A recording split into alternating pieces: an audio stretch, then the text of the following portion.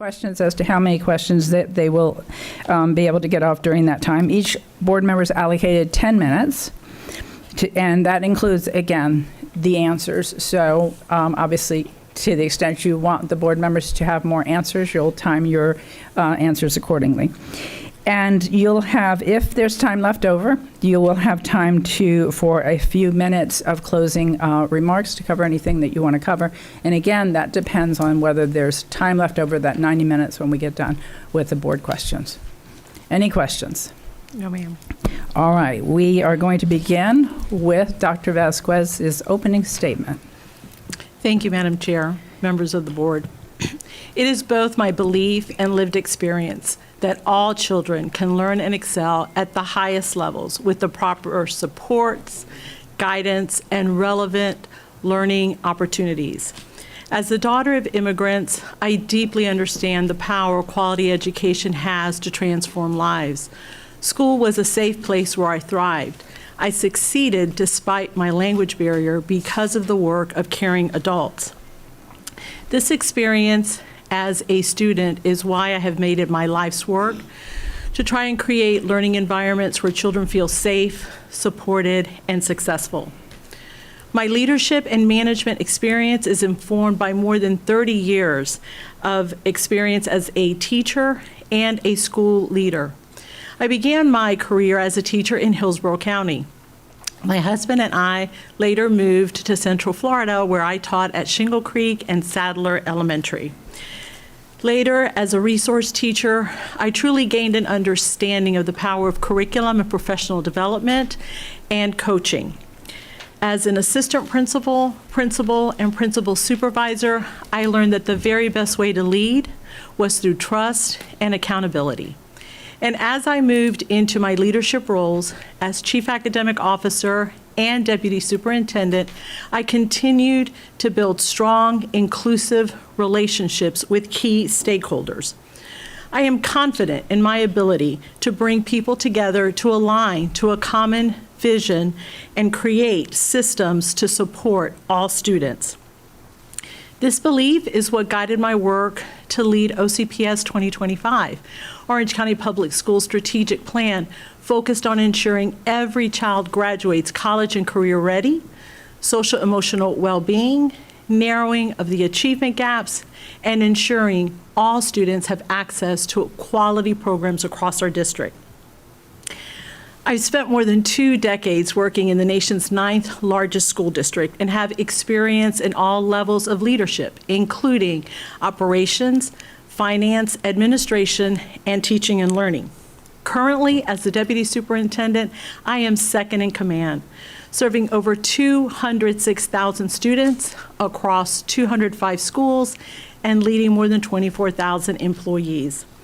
At every step of my career, I've been guided by an unyielding focus on equity and access for all children. As the deputy, I serve one of the most diverse groups of students in the state of Florida. Many have experiences incredibly similar to my own. 7 out of 10 are children of color. 74% come from low-income households, and more than 40% speak a language other than English at home. And yet, in the time I've been in this role, we've defied the odds.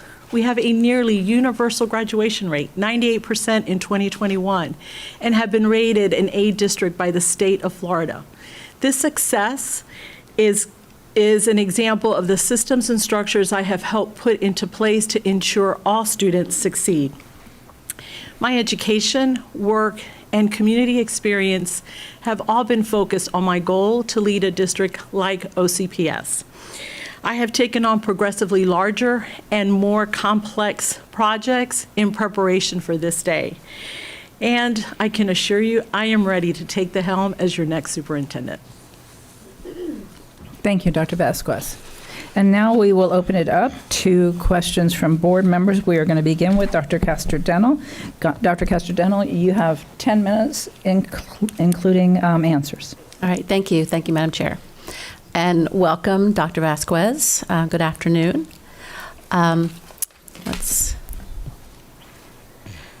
So a superintendent manages a variety of responsibilities which do you feel most qualified to manage and why?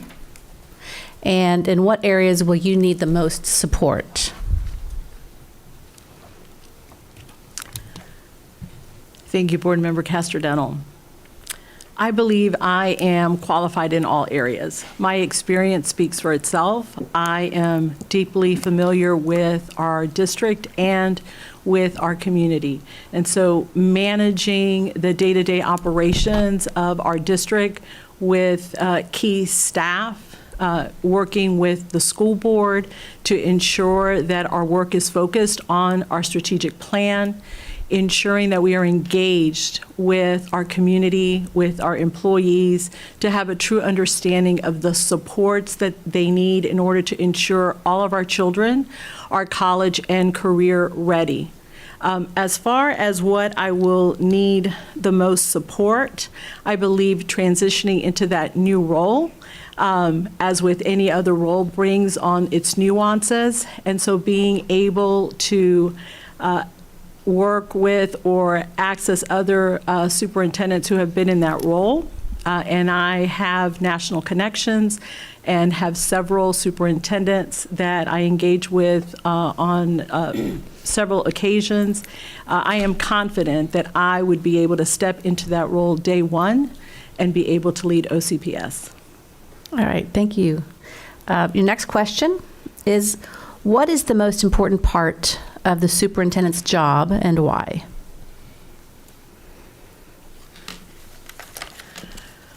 So I believe the most important role is to ensure that we are able to successfully implement the strategic plan that has been put together by the board that identifies what your values are, what your objectives are, and our vision and mission to ensure every child has access to quality education and is able to graduate college and career ready.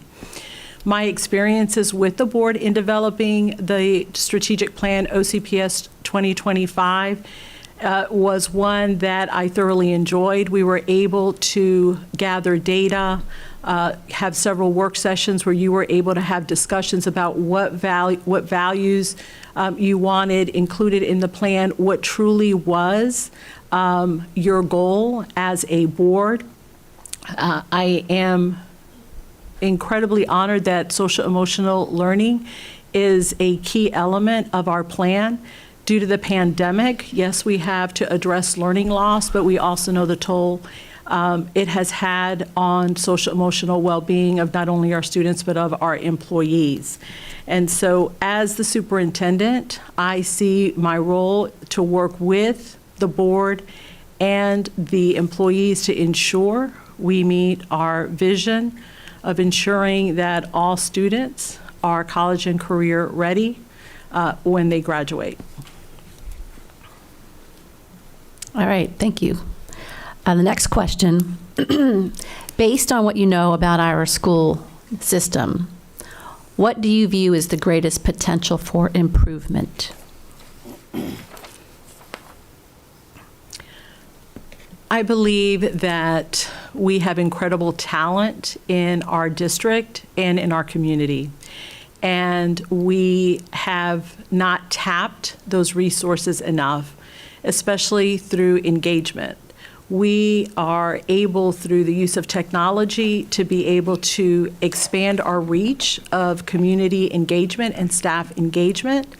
An example of that is the thought exchange that we piloted a few weeks ago, where we were able to send out 2 open-ended questions to all of our administrators and get their thoughts, as well as having them rate the thoughts of others. And so I strongly believe we need to engage our community, both through face-to-face interactions, using social media, to not only inform them of what we're doing, communicate the great things that we're doing, but also listen to them as to what their perceptions are of our district. What is it that they want in their child's school? What are we doing well? What are things that we can improve upon in order to make OCPS the premier district in the nation? Okay, thank you. So as the new superintendent of the school system, what would be your actions for the first month, the first 3 months, and the first 6 months of your time in office? That's a great question, and I have a copy of my 100-day entry plan that I will leave with you, and hopefully we can have more discussion about that tomorrow in our one-on-one conversations. My focus really will be to listen, learn, and lead. My primary goal, although I am intimately familiar with our district and I've lived in this community for over 30 years, the pandemic really has shifted quite a bit of our way of life, and I plan on spending time out in schools, visiting classrooms, talking with teachers, talking with our paraprofessional staff, our classified staff, our administrators, reaching out to parents, community leaders, and engage in conversations with them about their perceptions of what we're doing well and what are areas that they think we can improve upon. After my conversations with them, I plan to publish a report so that they are aware of what the findings were, the key findings, and then I plan to bring that to the board and then develop a plan for us to work through their recommendations and suggestions on how we can improve upon the quality of education we are delivering to our students. Okay, thank you. And my last follow-up would be, how would you gauge your success at the end of the first year?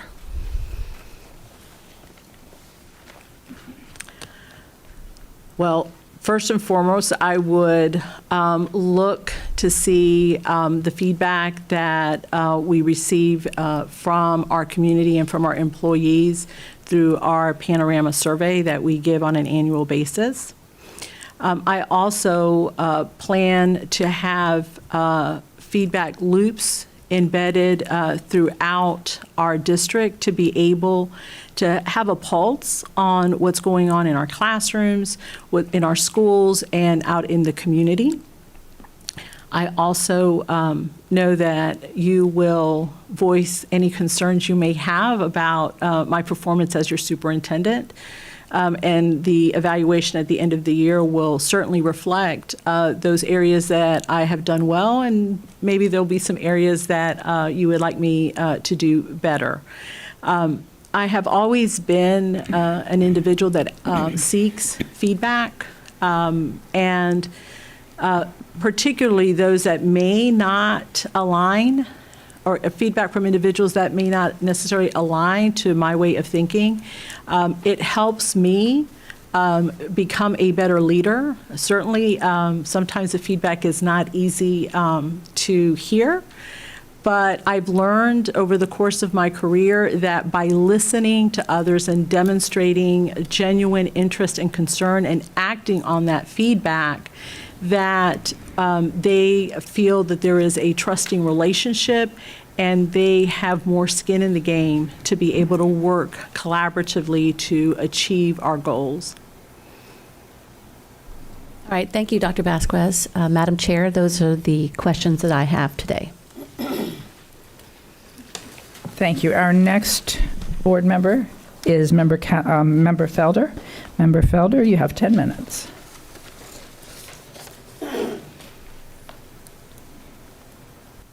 Thank you, Madam Chair. Good afternoon, Dr. Vasquez. How are you? Fine, thank you, Board Member Felder. Good, good. My first question for you. Where do you think this school system should be academically in 5 years? And what do you see as the greatest barriers to getting us there? I'm going to start with your last question and then address the first part of your question. So the greatest barriers that we currently have is addressing the learning loss that our children have experienced as part of the COVID-19 crisis. Excuse me, what did you say that for addressing what? The learning loss. Okay, yeah, thank you. The learning loss that our children have experienced as a result of the pandemic crisis. In order for us to be able to address that need, I believe we need to focus on two things. Number one, we need to ensure that we have the very best people working for Orange County Public Schools. And that includes having a highly qualified teacher in our classroom. Our teachers have gone through such a toll these past 2 years. I honestly don't know how I would have been able to do that as a teacher, especially with students learning from home and in the classroom at the same time. We need to also recognize that the amount of work that they do doesn't stop when the children leave or the school bell rings. They go home, oftentimes taking time away from their own families. They're working on lesson plans, they're grading papers, they're calling parents, and we need to be able to pay them a wage that is commensurate with the work that they are doing. And part of that is continuing to lobby the state for additional dollars for all of our employees. We also need to ensure the teachers have a seat at the table in the decision making. They are experts in their classrooms. They are the ones that can tell us what's working, what's not, and what supports that they need. We also need to address social emotional well-being of our students and of our adults. We have done a great deal with ESSER dollars to provide additional resources, including social workers at every secondary school, lowering the ratio at the elementary school, additional mental health counselors, resources at the school level, as well as resources at the district level for employees. But we need to take care of our employees so that they can take care of our children. And if we do that, then we are going to have children that have access to diverse pathways that are going to lead them to success, where they graduate college and career ready and are able to give back to the community for all that we've done to support them. Thank you. My next question, and you may have answered some of it, but I just want to hear it. What obstacles have you faced in increasing student achievement in a school site or across a district, and how have you worked to overcome them? So while we have narrowed gaps in student achievement of our subgroups, and I'm referencing data prior to the pandemic, we still have gaps that are unacceptable. One especially is in the area of English language arts. We continue to struggle with how we can address the needs to ensure our children are reading and comprehending. I believe strongly in the power of professional development. We know so much about the science of reading and evidence of the successes we have seen in some of our own schools with teachers who have been trained on the science of reading and are implementing those strategies. One of the largest gaps that we face is that with children with disabilities. And having been a parent of a child that struggled with reading, I know how frustrating that can be, especially as an educator who struggles to help at home. And so we really need to be able to provide the training and supports our teachers need to have a clear understanding of how children learn to read, how to address the obstacles that they face and encounter as they are learning to read, provide the appropriate resources, and then we will see the gaps eliminated, and we will see our children reading and thriving, because reading is the key throughout their entire high school career and when they go into post-secondary. Thank you. My next question. How have you improved student achievement in your current school district, and what would you do to improve student achievement in our school system? I think one of our greatest successes is our graduation rate. As I mentioned in my opening, we this 2021, we're at 98%, and that is no small feat. It is something that doesn't just happen when they are in high school. It is a collaborative effort from when they start school at the elementary level and progress through middle school. And what I have seen that we have done is that we have monitored student success. We have looked at the supports that they need in order to be able to graduate, whether it's tutoring before or after school or on Saturday because they have not been able to pass the FSA or receive a concordant score through the ACT or SAT.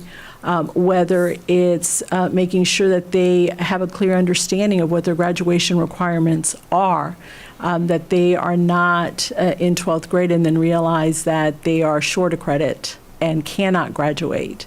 But it has been a collaborative effort beginning in elementary school and progressing all the way through high school. So I think that is our greatest achievement, because that's what we strive for. We want every child to graduate.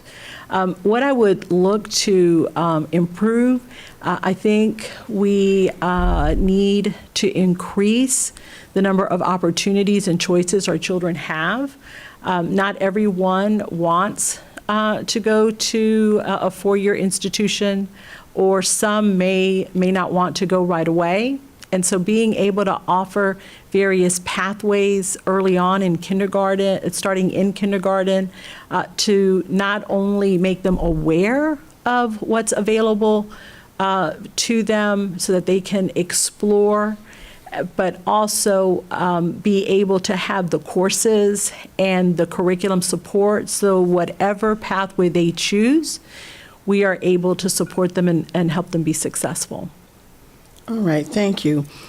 And my next question. What measures have you used that are outside of test scores, if needed, to measure student achievement, and why do you use these alternative measures? Early on in my administrative career, Rosita Riley was my principal. And I will never forget her words to me when I began, that we manage by walking around. And boy, did we walk at Metro West Elementary. And that has been a guiding post for me, is engaging in walks and conversations to see if what the scores, whether they be state assessment scores, whether they be formative assessments, school students' grades, if those are reflective of what we are seeing in our classrooms. Are our students receiving challenging work? Are they receiving the appropriate supports that they need? Are they engaged in instruction? And that can only happen if you are out in schools, visiting, walking, talking to teachers. I have had occasion over the last 2 years, much less than previously, but to meet informally with both experienced and new teachers, and listen to some of the struggles, some of the ideas that they have. And I find in almost every single occasion that by having those conversations, there are misconceptions that are cleared up. But I always leave with one or two ideas to be able to bring back to make our support system for our teachers that much stronger. All right, I think my time is up. I'm a long-winded one. So thank you, Dr. Vasquez. You did perfect. Member Gallo, you have 10 minutes. Thank you, Madam Chair. Welcome, Dr. Vasquez. Oh. All right, so my first question will be, tell us a time you have worked through others or used an out-of-the-box approach to help address student social and emotional well-being. Well, I think the pandemic created an environment where all you could use was out-of-the-box thinking, because we had never been through a pandemic before. There was no guidebook that allowed us to know how to navigate that. And it would have been very easy with the allocation of ESSER dollars to just sit down, write a plan, and determine where those dollars were going to go. But instead, we reached out and we talked to various stakeholders, asking them on how they best thought these dollars should be spent. And whether it was through our teachers, our classified staff, our administrators, individuals working as support personnel, almost every one of the groups that we met with talked about social emotional well-being and the need to be able to address that, again, not only with our students, but with our own employees. And so the ideas of expanding the support personnel that's available came from these groups, wanting us to have, more social workers, more mental health counselors, the ability for us to have time built in the curriculum where they could address social emotional well-being as part of what was being taught. And it was through those conversations that we were able to use the ESSER dollars to put in place supports that are currently in our schools being used to help alleviate the toll that the pandemic has had on our school district. Thank you. And my next question is, how does a district successfully extend social and emotional support to families of students with needs? And what have you specifically done to support this effort? It is so vital that families see us as partners in the education of their child, and that they see us as a resource, someone they can lean on for support. I really cannot imagine what my parents would have done if the pandemic had occurred when I was school age. They had to work. They did not have family here, and I just I remember thinking that throughout the entire time we were working through the pandemic, how do we help our families? And one of the areas that has come out loud and clear is the amount of support that they would like to be able to help their families deal with the anxieties and the stresses that have been a result of the pandemic.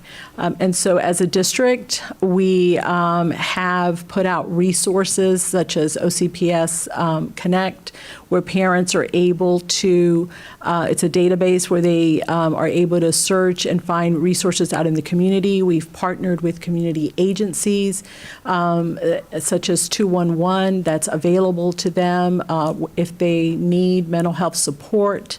We have worked through our schools to share resources that are particularly available within their school setting, as well as within their neighborhood community. We have used our social workers, our psychologists, our mental health workers to be able to share with parents through various forums what supports are available to them. And so it has been a collaborative effort between schools, the district, and the community to be able to share what is out there. one of the greatest obstacles we face is that some of our neediest families don't feel comfortable asking for that help. There's a lot of stigma surrounding mental health, but some of our families who are undocumented may not feel comfortable. And so we have really worked hard with many of our schools that have parent engagement liaisons to form that relationship with the family so that they feel the trust and they can be the ones asking, do you need support? If you do, here's some of the resources that are available to you. And we need to continue to build that trusting relationship so that whether they need help for social emotional well-being or academics or some other area, that they know we are here to support them, their family, and their child. Thank you.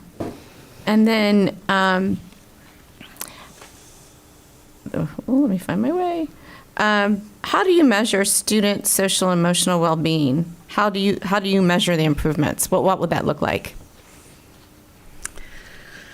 So that is an area that's not as easy to measure with a test. And we have looked to our Panorama survey that has specific questions. We ask our families and our students specifically about how connected they feel at school. Do they feel that there is a trusting adult that they can go to?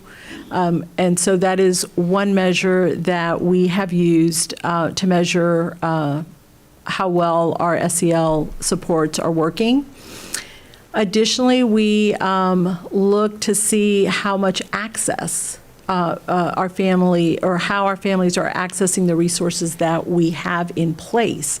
And we do that through our social workers, through our principals, through district staff that monitors access to some of those resources. They also monitor students that have indicated that they could harm themselves and others, and how parents avail themselves of the supports that we are offering or referring them to. And I've said this before in my answers, we need to be able to have those open conversations with our families and hear from them. If there is a need, how can we help them? And if it's not something that OCPS offers, we have an incredible community that has become stronger as a result of the pandemic. Despite our differences, I believe that we are united in ensuring we take care of our children and our families. And it's only through having those conversations, whether they be town halls, inviting them to school meetings where they can actually see and hear what's available. Many times we offer those meetings with translation services because we know we have a very diverse population. Those are ways that we are and can continue to gauge the successes that we are seeing or not for our families accessing SEL support. Thank you. And my last question, should you become the next superintendent, what measures will you take to ensure that all existing students and students of the future will be exposed to a system that is dedicated to excellence and equity? My own experiences in school have been a driving force to ensure children and families feel that school is a safe place for them. My parents did not speak a lick of English and relied totally on the school system to take care of my sister and I. And I believe that schools need to continue to build those collaborative relationships with families in order to have the strongest school system possible. And so I would expand on the outreach that we have and community engagement to be able to hear from our families. Technology really has allowed us to take what used to be somewhat overwhelming and make it possible to really get true feedback from our constituents. I also would rely on the board. You openly share concerns and successes that your constituents are sharing with you. And I have, on those occasions, been able to share those with staff so that we are able to either resolve a conflict or reinforce the idea of a best practice. And so I would continue to have open lines of communication, opportunities for parents to engage and give feedback, as well as our students, our teachers, and other stakeholders within our community. Thank you. Thank you, Dr. Vasquez. All right, we will move on to Member Byrd, 10 minutes. Thank you, Chair. Hi, Dr. Vasquez. Teachers, administrators, and support staff have taken on more and more responsibilities. What would you do and say to keep them encouraged and their morale up? I have always prided myself on being a person that puts people first. I am such a believer in building of those relationships. One of the unexpected events that has taken place for me these last few weeks is the outpouring of emails and phone calls and texts from people, in some cases, that I have not been in touch with for over 10 years. And they have reaffirmed that I do put people first, that I believe in building those strong relationships, and that it is through the building of those trusting relationships that we are able to achieve what we never thought possible. And I believe that if you talk with anyone that has worked with me, they will tell you that that is how I lead. I lead through collaboration. I lead through trying to see the very best in individuals, working with their strengths. That doesn't mean I'm not afraid to have those tough conversations, and I've had to have some of those in my career. But I believe in preserving an individual's dignity. I believe in being upfront and transparent so that they understand what my expectations are. I am also very clear that I am not a micromanager, but if you need support, I am there to help you and to take any roadblocks away that are impeding your ability to do your job. And so I believe wholeheartedly that my leadership style is one that brings people together, respects them, and values them as individuals. Thank you. What is your immediate plan for teacher, substitute, and bus driver recruitment? Well, hopefully an increase in pay will go a long way. And I am extremely grateful that the state has given us additional dollars to be able to raise minimum wage to $15 an hour. But as I said previously, salaries are definitely the number one issue we are facing as it relates to our employees. In our thought exchange, where we sent out what are the priorities we should be focused on to all of our administrators, the one key word in the word bubble was classified. This is coming from our administrators. They recognize how valuable and important all of our employees are. And while they advocated for salaries for administrators, they advocated for salaries for teachers, for classified staff. And so we know that is the first thing we need to do.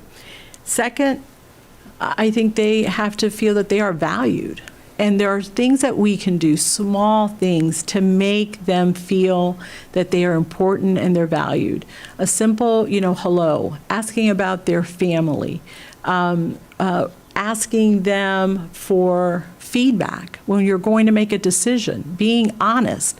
about why decisions are made. If there are things you can change, then work to change them. But if you can't be honest and say, I hear you, I understand what you're saying, but at this point in time, that is not something that we are going to be able to change. And through building those relationships of trust, I believe that will go hand in hand with the salaries to be able to recruit and retain more highly qualified staff. Thank you. Can you discuss the most difficult personnel problem you've ever dealt with and how you resolved it?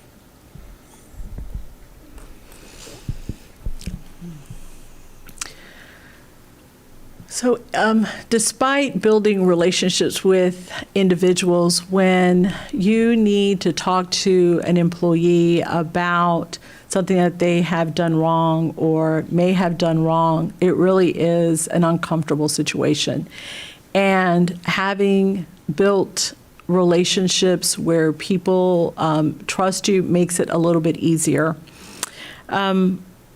I think one of the most difficult ones I ever had was early on in my career as an area superintendent, where I was dealing with an issue at one of our schools, and it spread into the community. We had media attention. It turned into a racial issue. And trying to get to the bottom of what actually occurred was becoming increasingly more difficult because of loyalties that were established within the school. But at one point, I remember receiving a phone call from an individual at the school asking if they could come and speak with me. And I said, sure, come on in.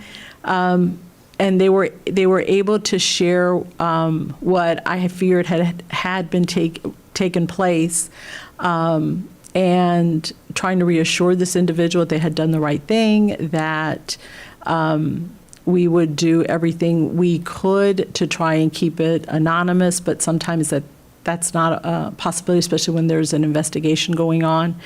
And I actually gave the individual an opportunity. The individual that was going to be disciplined, an opportunity to, let it come from them. This is what happened. I didn't mean it to happen this way, but they did not take advantage of that opportunity. Ultimately, there was discipline. It was an individual that was known in the community. They had family in the community. And being, new as an area superintendent, that's a difficult task to do, especially when it's someone that has been there. I do believe, even to this day, that I was honest. I gave the individual an opportunity to share on their own without having to come out, having the evidence come out from someone else. And I also know I did the right thing for kids, and that's what guides me. If I am doing what's right for children, I can put my head on my pillow and sleep at night, and that's what I've done my entire career. Time for one more question. What are the most important current issues facing school-level administrators, and what is the district's role in addressing these issues? I think that you will find that they have very similar issues as we're hearing from our teachers and our other employees. There's so much on their plates. And when we try to take things off of their plates, everything is important. I think the events of the recent weeks have brought us to the stark reality that school safety is our number one concern. I think the pandemic put other stressors on us, and it was always there, but it wasn't at the forefront. It is at the forefront now. And so ensuring that schools are safe, ensuring that they have been able to hire staff to teach the children. And that has been an ongoing concern over these last 2 years, being able to commit to delivering a quality education when we have teacher shortages. We don't have substitutes. And so I've been able to meet with the leadership of our administrators once a month and have had candid conversations about their concerns.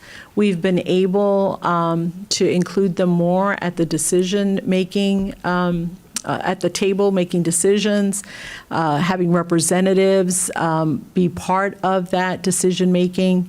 They, of course, have also discussed salaries as a concern, especially when we look at some of the neighboring districts where salaries for administrators or advanced degrees are recognized, and that's not something that we currently do. All right. Member Colbert, your next 10 minutes. Thank you, Chair. Good afternoon, Dr. Vasquez. Hello. We're going to continue with my questions in the area of safety and positive climate. How would you characterize your relationships with employees in your current position?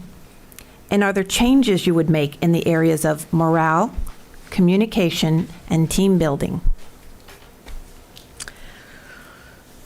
So I would say that I have an extremely collaborative relationship, not only with my direct reports, but with the individuals that I work with, either directly or indirectly, and I pride myself on that. As far as changes, morale is certainly an issue that we have been facing for the last several years. I believe our efforts to try and improve salaries will help a little bit with that. I'm hopeful that that will help boost morale.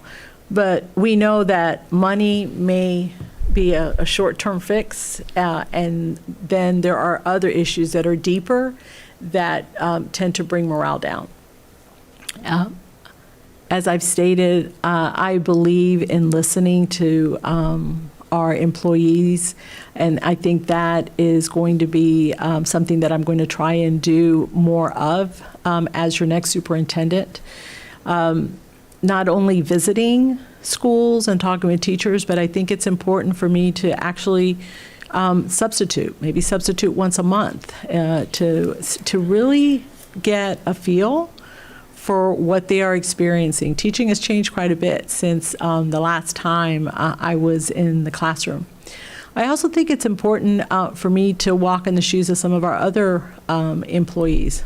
I will not be driving a bus, but being on a bus route and experiencing what our bus drivers and our monitors are facing each and every day. The same thing in our cafeterias, our bookkeepers, our front office staff. I think I would also encourage my cabinet to do the same. And many of them currently are out there in the trenches, but I think it would go a long way for them to have a different lens of what our schools are dealing with today. I think it would also help with the perception out in our schools that we don't know what it's like, what they're going through. And so those are just two things that I would look to do to be able to improve morale outside of the salaries. Dr. Vasquez, describe what you believe is the ideal relationship between the district office and the schools. Ideally, it is one of collaboration and support and not us versus them. I believe our current structure with the deputy superintendent overseeing both the schools, the school area superintendents, as well as the teaching and learning side of the house, helps with that so that there isn't an us versus we. And I think that was very intentional in the way our Dr. Jenkins set it up. And it really, even though I have seen where you would have someone strictly over the schools, having both of them coming to the table, hearing each other's sides and being able to work collaboratively has definitely been a benefit. And you can see that in the supports that we're giving our schools. Our corrective programs is something that both our district staff and our learning community staff and school staff work together to provide supports so that our schools that are struggling truly can get the supports that they need in order to ensure our children are succeeding. Describe for me a time when you've had to choose between driving a plan forward or stopping to listen and learn. So I think the teacher roundtables are a wonderful example of that. We in the past have done teacher roundtables where we do random sampling, have them come, meet with area superintendents, and they answer 3 questions.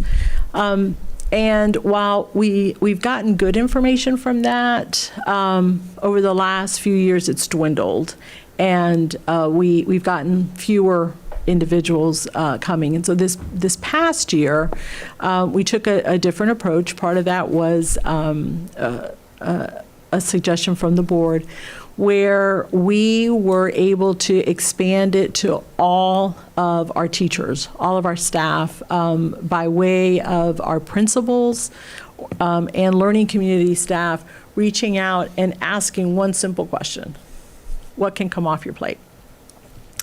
And the responses that we received from that, I believe it was over 6,500 responses that were captured. Some of those were repeated, and so the number is not as high because if the idea was already captured, it was not noted again.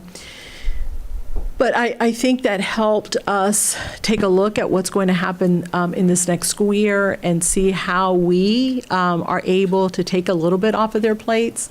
Some of their ideas talked about, evaluating all the testing that we did, and not just our progress monitoring, but through some of the resources that we have. There are built-in assessments, and see if there's duplication where we're getting the same data from multiple resources. They also talked about how laborious it is to constantly being asked for data. If it's available, why am I having to take the time to fill out a form and submit it? So we're working on, in collaboration with ITS, on a data visualization project that will take that off of their plates. And they asked for more planning days. And so we've been able, through the use of ESSER dollars, give them 5 volunteer planning days this summer. And our plan is to try and give them at least 1 each month next school year. And so those are just a few of the examples where we took into account feedback from our teachers and revised our plan moving forward for the next school year. Thank you. It's probably one of my most important questions. In a current era of gun violence, COVID, and escalating mental health issues, what does a safe environment look like, and how will you achieve that? That is the question of the day.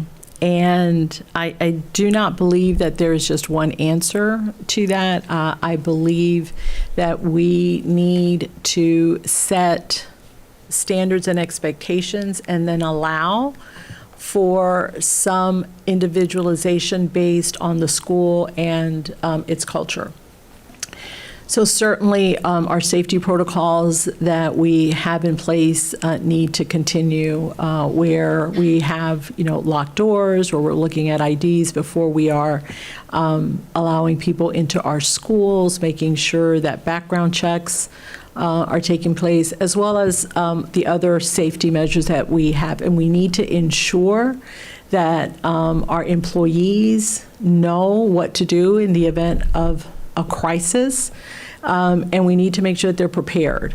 continue with the drills that we do, the tabletop exercises, so that, God forbid, we experience such a tragedy that we are prepared and we don't look back and say, oh, we shouldn't have done that. I believe that schools are collaborative institutions, and that we need to ensure our parents and our community members are engaged in helping protect our children. That means that we need to work with our local law enforcement agencies on how we can partner to ensure our children are not only safe in our schools, but when they're out in their communities. We need to be able to continue to partner so kids have activities, so that when they leave school, they have a place to go. Whether it is a place to do homework, a place to play sports, a place to just gather, but that they are not idle, they don't have idle time on their hands. And that there's so much of that available in our community that we have not tapped. And I think that that is something that we need to work towards, having more opportunities for our children to be safe after school hours.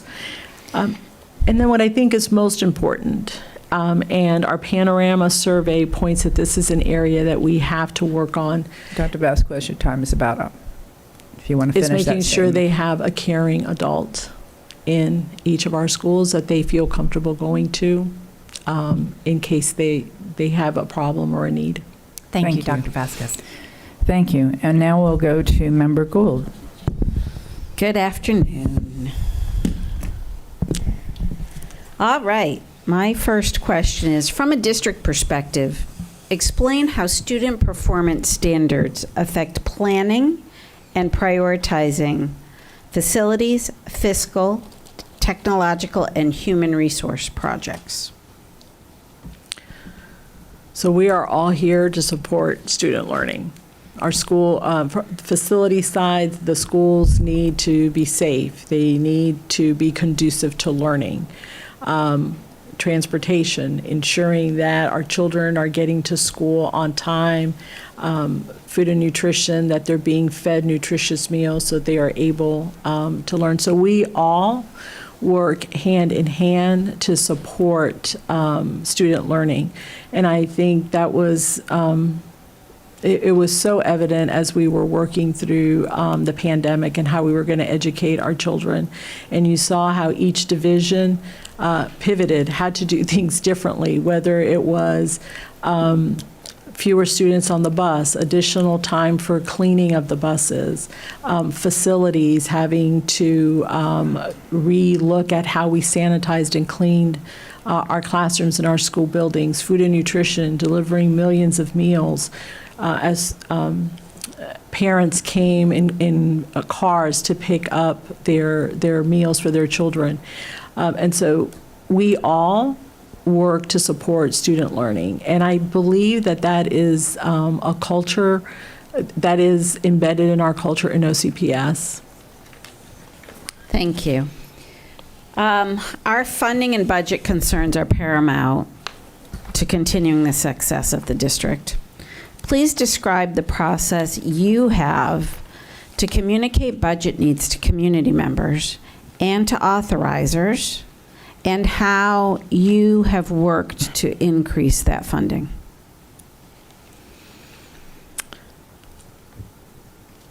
So it is imperative that we are transparent in how we deal with dollars from our stakeholders. We have to be good stewards of the money our taxpayers have given us.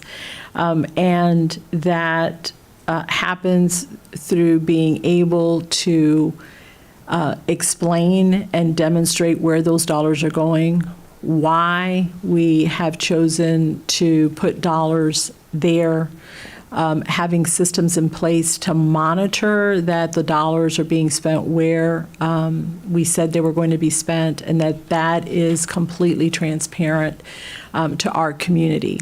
I think you see several examples of that in our district. We do that with the dollars from our capital campaign. You can see which schools are on the list, when they are scheduled to come online, and what's being done. You see that with ESSER. We have our dashboard. That's more than $750 million that we are going to be held accountable for. And so that is how I would function. I would ensure that we are transparent in how we are communicating what our needs are, how the dollars are going to be spent, and making sure that there is a way for them to see how we're monitoring that. Describe your experience with strategic planning in this large organization, and describe the process you would prefer for development of the strategic plan going forward. So I worked with each of you into the development of our new strategic plan, and if I am your next superintendent, I would continue with that strategic plan.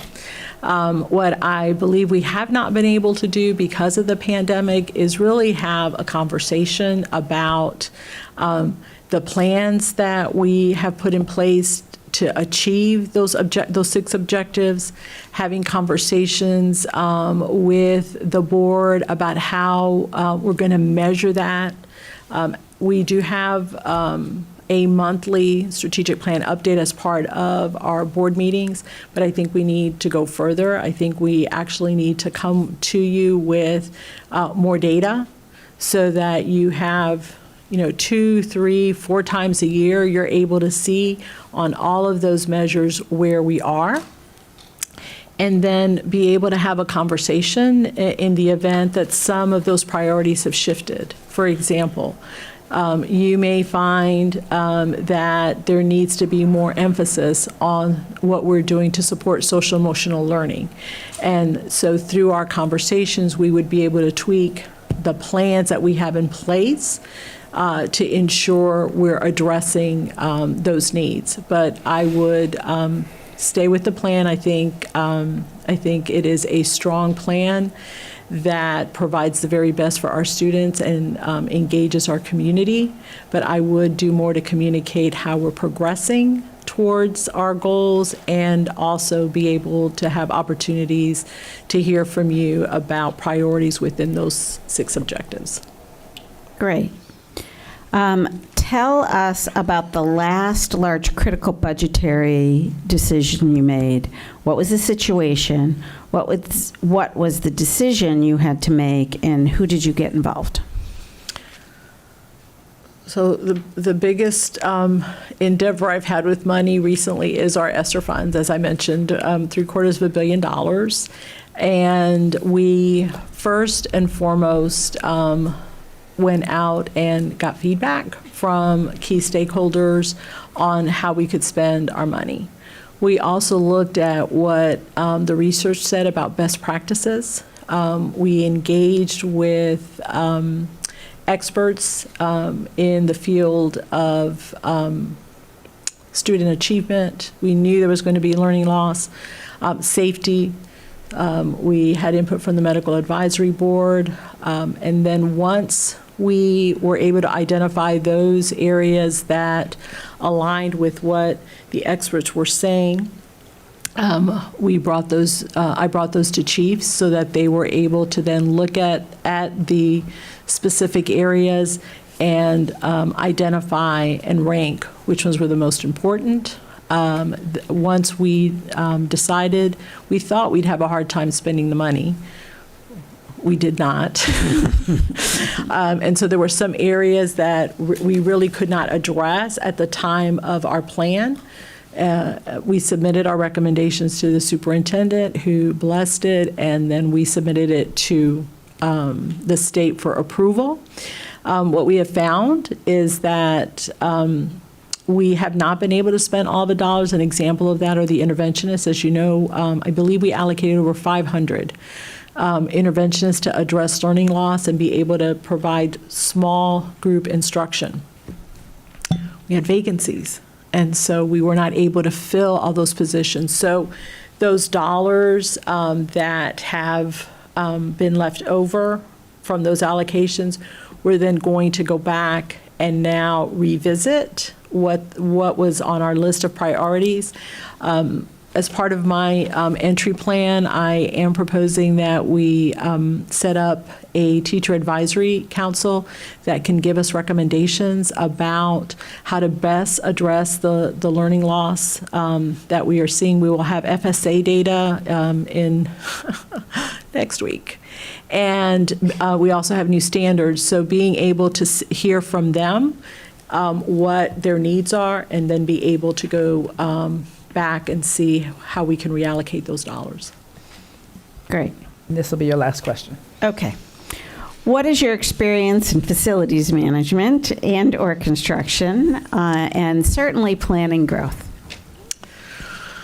Well, Orange County is blessed to be a district that continues to grow and expand, as is evident by the number of schools that we are opening every year. And so I, both as Chief Academic Officer and Deputy Superintendent, have worked with facilities on making sure that those classrooms are conducive to student learning and programming.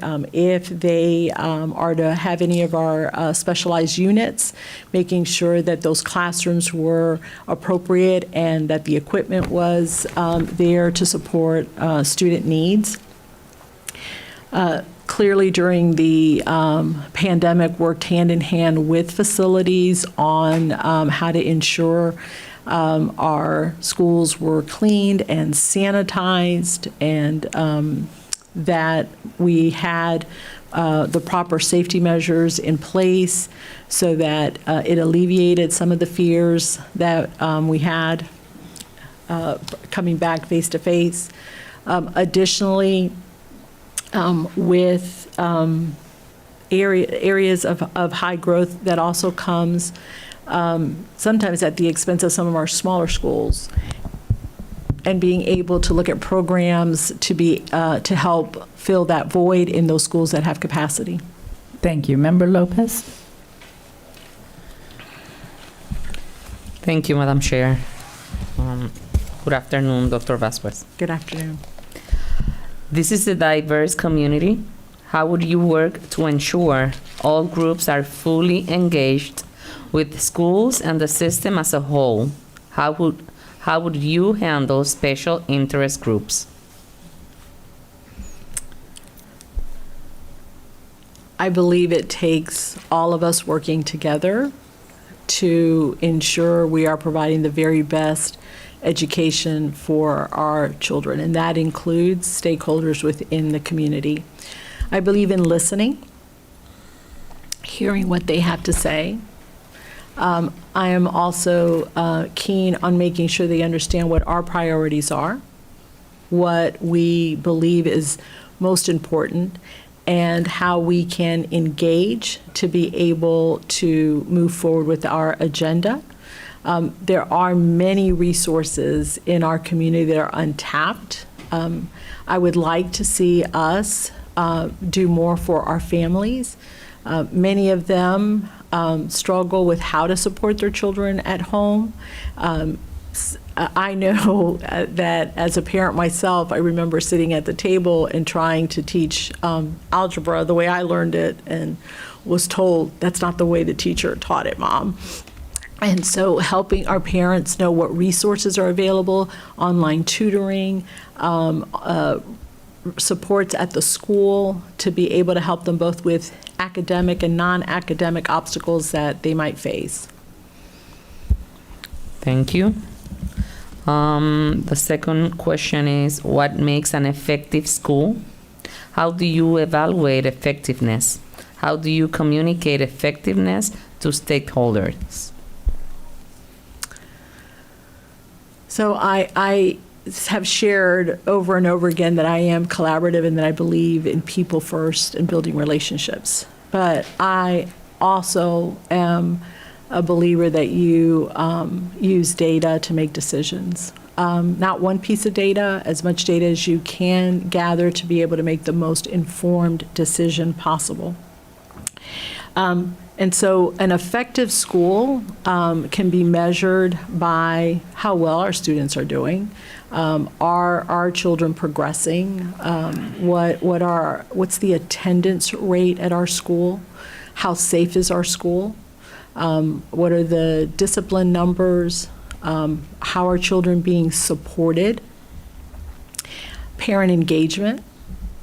How engaged are your families? Are they coming to your SAC meetings, your PTA meetings? Do you have functions that speak to the needs of the community? Are you a welcoming school? If there are families that English is not their first language, how are you making them feel comfortable?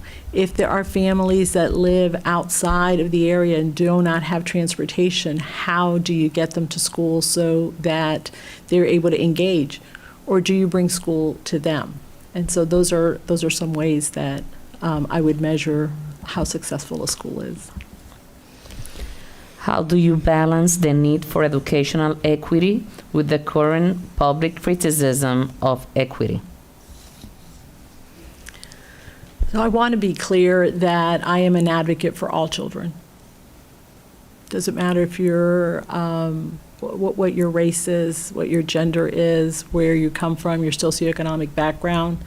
I am an advocate for all children, and I will do everything I can to ensure all children have access to a quality education. I believe when we have conversations about equity, what I have found, especially over the last year, is that vocabulary matters. And when you sit down and you talk, many times you're saying the same thing, you're just using a different word. And so making sure that there's a clear understanding about what we mean by equity. Equity is not about someone having less. Equity is about making sure that every child has what they need to be able to succeed. And when we explain it to parents and to constituents that way, many of them cannot argue. Now, there are some things that, despite conversations, we cannot agree upon. And we have seen, sadly, some examples of that, even here in Orange County over the last 18 months. But I believe in listening and hearing them. I may not agree, but I respect their right to be able to share their opinion. And I believe that we have to try and find ways to work together for the betterment of our community. And the betterment of our community is contingent upon having quality schools. How does a superintendent ensure academic programs meet the needs of the local community? I think you have to ask what it is that they see as a need in their community. We know that we have, I believe we're up to like 10,000 students that have taken advantage of scholarship opportunities. And I believe in choice. I have 3 children, and all 3 were different. And a one-size-fits-all would not have worked for them. And so I believe in finding out why people have chosen to leave Orange County. Is it because we did not offer a program or a service that they felt their family needed? And if so, how can we go about securing those services so that they don't have to leave? Are they leaving because someone else was doing it better than we were? I believe charters allow us an opportunity to see how things could be done better. And if there are charter schools, private schools that are outperforming us, I think we need to find out why. What are they doing that we can do? And so I believe wholeheartedly in listening and then trying to see if that is something that we need to offer. Tell us about a time you identified a need within your district or organization and met the need through community partnership. Tell me the process you went through and what the outcome was. I'm sorry, there was a need in our school district?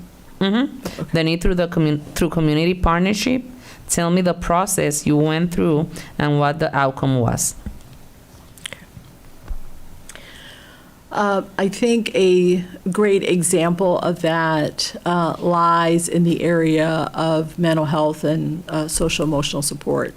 No one could have predicted the mental health needs that we would have as a result of the pandemic. And although Orange County was ahead of the game, we had mental health counselors in our district. I believe we had about 20 of them.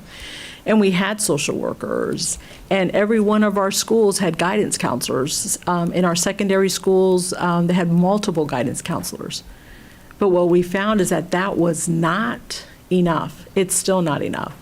And so working through various channels, including our Mental Health Commission that our chair began, working through community agencies that have outreach and mental health supports, we've been able to expand services to our families within our communities to address mental health needs, and we could not have done it without them. We are continuing to look at partnerships with local agencies to be able to expand on what we're already doing. I mentioned 211. That has been an incredible asset to our community. We have also worked with agencies connected to our universities that help with programming and training to also help us better inform our workforce on the signs of mental health and how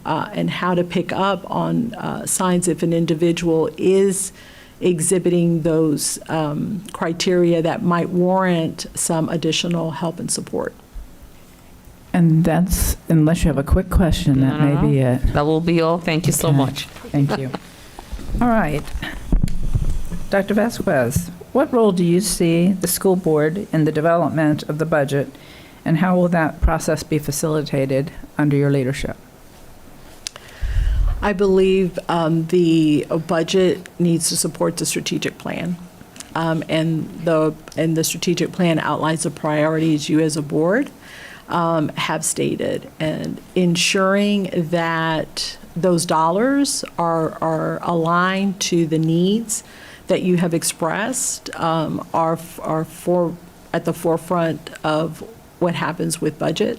So as part of that budgeting process, I would have conversations with you to ensure that what we are putting forth aligns with what you see as a need. Although the superintendent and the board have strong collaborative relationships, sometimes there are things that pop up or that we've missed. And so that's how I would approach the budgeting process to ensure we are communicating that your priorities are captured in our budget. All right, next question. Describe what you believe to be the ideal working relationship with the school board, and what are your plans to achieve this? Well, I've had the pleasure of working with you for the last several years, and as superintendent, I would see that relationship continuing to grow, being able to have both informal and formal conversations. I would continue to have weekly or biweekly one-on-one meetings with the board. I would welcome having one or two retreats throughout the year to really get a handle on where we are in the process of the strategic plan, what the data shows us, what we've done, and what your perspective is on the path that we are taking. I will follow a lot of the processes that superintendent has in place already, strategic plan updates, the board updates that you receive, communicating with you on key issues, making sure that you get daily media alerts. It is my goal to be able to build upon the relationship that we have and continue to work so that we really are partners in the education of our children. All right, thank you. Describe a situation when you had an adversarial situation with a board member, and what did you do to resolve it?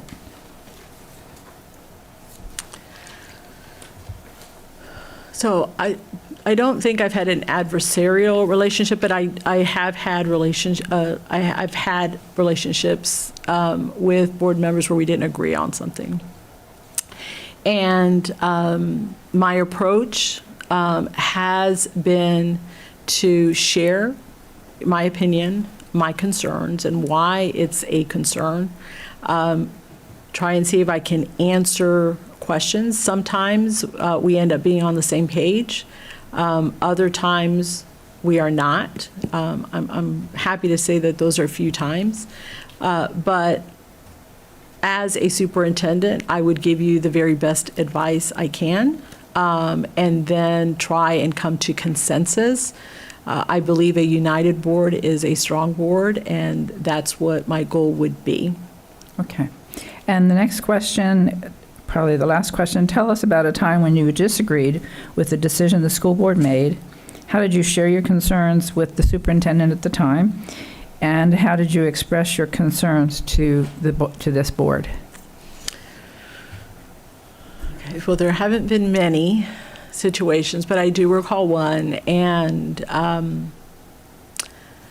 it's still quite vivid in my mind. I think there was a board meeting, there was a board meeting where a discussion was about progress monitoring, and the decision to do away with progress monitoring, that we were doing too much. And the next day, we stopped our district benchmark assessments. We weren't using iReady at the time as much, but we communicated to teaching and learning, and then through the area superintendents that trickled down into the schools. I wholeheartedly believe that you have to monitor the work. I think clear communication as to what your expectations are, but then you have to have systems in place to ensure you're on the right path. And so when we made that decision, it really was very difficult, and I believe I was chief academic officer at the time, because how do we then provide the supports to schools when each school is doing their own thing, and they're monitoring their own way? And at the end of that, those that suffer the most are our most vulnerable children.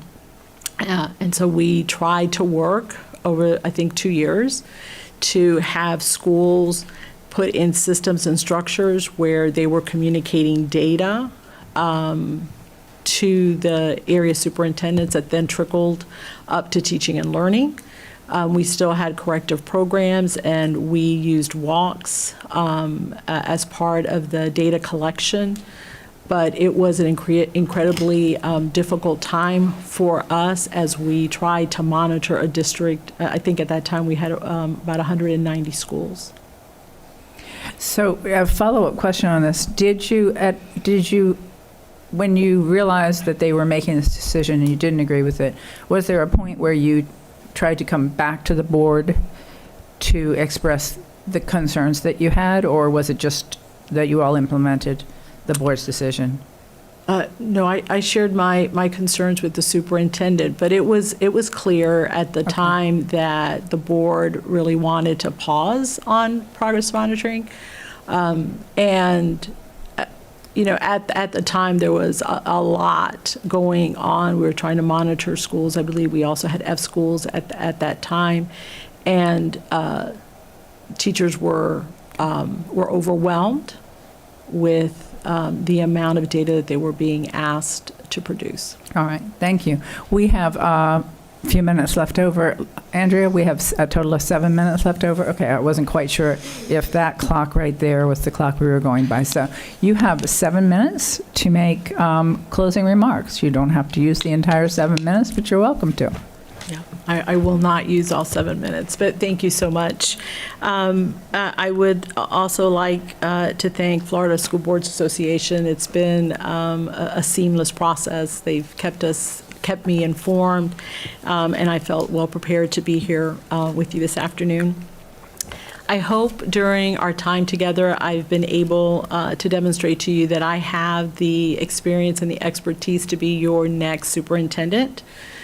My previous years of experience have proven that I can effectively lead a large education system and that I am not afraid to tackle the issues that are facing our most vulnerable students. My own education and experiences guide my work each and every day. I have a deep understanding of our district and our community and will be able to hit the ground running. We are in a time of unprecedented challenges and interruptions. We need someone that has a proven record of management and leadership. We need stability, and we need someone who is ready day one. I know I am that person. I've proven that I'm a collaborative leader working with key stakeholders, both internal and external, to improve outcomes for our students. Because of this familiarity, I will be able to continue our focus on innovation, looking to see how we can do things differently. How can we do things better? This is also extremely personal to me. My parents fled Cuba in hopes of providing a better life for their family. They instilled in me that education was the most valuable currency I had, and I couldn't squander it. I am living proof of what a quality education can do to transform lives. Because there were caring adults in school that believed in me and supported me, I was able to succeed. I want that for every child. My number one job as superintendent is to ensure every child graduates college and career ready, that they have agency and they have choice. Orange County is home. My husband and I have lived in Central Florida for over 30 years. My children attended OCPS schools. And my 2 grandchildren, Wyatt and Theo, are future OCPS students. I can think of no greater personal or professional joy than taking the helm as your next superintendent and leading the work that is going to impact not only our most vulnerable students, but my own grandchildren. Ultimately, if I am selected, I can promise you no one will bring more energy, passion, and commitment to the role of superintendent.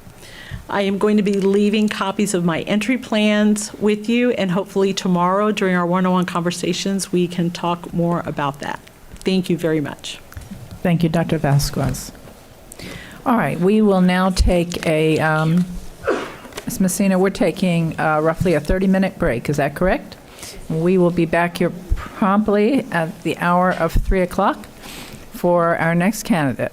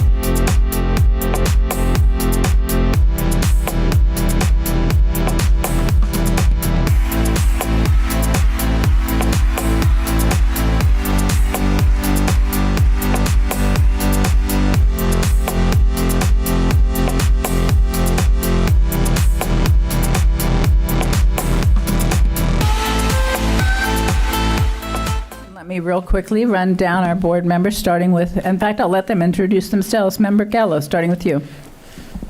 Hi, good afternoon, Dr. Licata. My name is Angie Gallo, and I represent District 1 for Orange County Public Schools. Hello.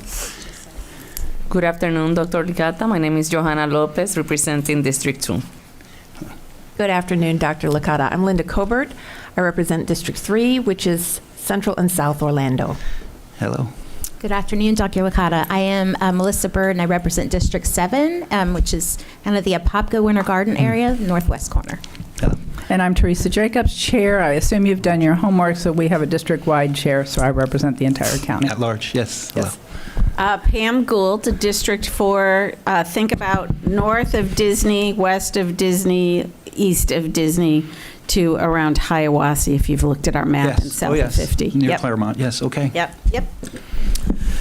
Good afternoon, Dr. Licata. I am Vicki Elaine Felder. I represent District 5, where the talent resides. And the area is like Midway, this area, out Holden Heights near Oak Ridge, parts of Pine Hills, the Paramore, in the beautiful Washington Shores in Orlando. And if I can interject, the talent also on the board often resides with Member Felder. And the humor. Member Castor-Dental. Hi there, Dr. Licata. I'm Karen Castor-Dental from District 6, which is in the upper middle part of the county, divided by I-4. Okay. Hello. Now, there will be a test. No. Let me run through real quick what the agenda is. We have 90 minutes that we've allocated for this series of interviews. We will open with 3 minutes of opening comments from you, and then each board member will have 10 minutes to ask anywhere from 4 to 5 questions. The amount of questions they get in will depend upon the length of your answers, and hopefully there will be enough time left over for you to have a few minutes, up to 5 minutes for closing comments, unless we go over with each board member, and I'll do my best to try to keep us on track, but not be rude and let you finish your sentences. I'll only need 2 minutes at the end. Okay. So. Okay, well, wonderful. Thank you. So we will begin with Member Castor-Dental. Member Castor-Dental? I'm sorry. We will begin with your opening comments. Thank you, Member Castor-Dental. Well, good afternoon, board members. It was nice meeting you in person. I've studied about you and all your charitable works and education and so forth, as every candidate probably did. But this is my opportunity to see you in person. Mr. Licata, can you pull the mic in just Absolutely. a little closer? Absolutely. We've turned Better? it up. Better? How's that? Okay. That's better, yes. So it's an honor to meet you in person, obviously. My history, as you probably read about, is very educationally focused. I am the son of a basketball coach and a football coach and a teacher, an algebra teacher. I'm the brother, I'm the husband, I'm the cousin, the nephew and the niece of teachers. Education was prevalent in our family. However, I do have to make sure you understand that my father, who was the icon of the area and down south, told us not to become educators. He indicated that you'll never make enough money. It's a very hard work if you're serious about it. And we didn't. I became a businessman, owned a couple businesses. It was upon his death, at his funeral, that I realized that he may not have had a lot to take with him in his pocket, but he had a lot more in his heart to take with him. And I mean that simply because a lot of the folks that were in high school and I was younger, they came up to me and said what a difference he made, what an impact he made. And I chose to finish up schooling and become a teacher because I wanted to feel that. And I haven't looked back since. As my opening cover letter says, I haven't looked back since. Became a coach, became a teacher, felt there was more. Was able to work through the system, becoming an assistant principal, and then a principal, then a director of curriculum, and then assistant superintendent, now regional superintendent. The pathway was not something I chose to do. It was something that came upon me because of the efforts and because of the focus. Every decision I make is predicated on the benefit of a child. And I believe that's incredibly important now with all the extra noise we hear, all the divisiveness we hear in our world. You cannot lose focus of students. and what that means. And I've done that, and I will stay with that. I also have an incredible wife that was an ESE teacher and an algebra teacher as well, and 4 wonderful, wonderful children, and 2 grandchildren, a 7-year-old and 15 months. And one of those children, the 7-year-old, attends one of my schools that I oversee. And I'm not sure there's a better moment in my life when I walk into the cafeteria and the whole first grade and kindergarten says, "Leo, Poppy's here," and the whole place erupts. To sit and have lunch with a grandchild in a school that you know is a place of learning, where teachers are teaching, where administrators are letting teachers teach, where parents are bringing their very best. It's a great feeling. It's also a feeling that I know that not everyone gets that advantage, and not every child gets that advantage. And as much as I enjoy that, I do not enjoy the idea that not everyone gets that feeling, that their child is being taken care of that well, wherever we are. And that's my mission. And as I said earlier, I haven't looked back simply because it's about children, and its focus is on children. Thank you, sir. All right, we will go then now to Dr. Castrodino. Over here. So, welcome, Dr. Licata. A superintendent manages a variety of responsibilities. Which do you feel most qualified to manage and why? And which areas will you need the most support? It's clear that I know my strengths. I don't believe I have weaknesses, but I think the question has asked me where I would need more support, especially not being in Orange County. My strengths are clear: student, academic achievement, culture.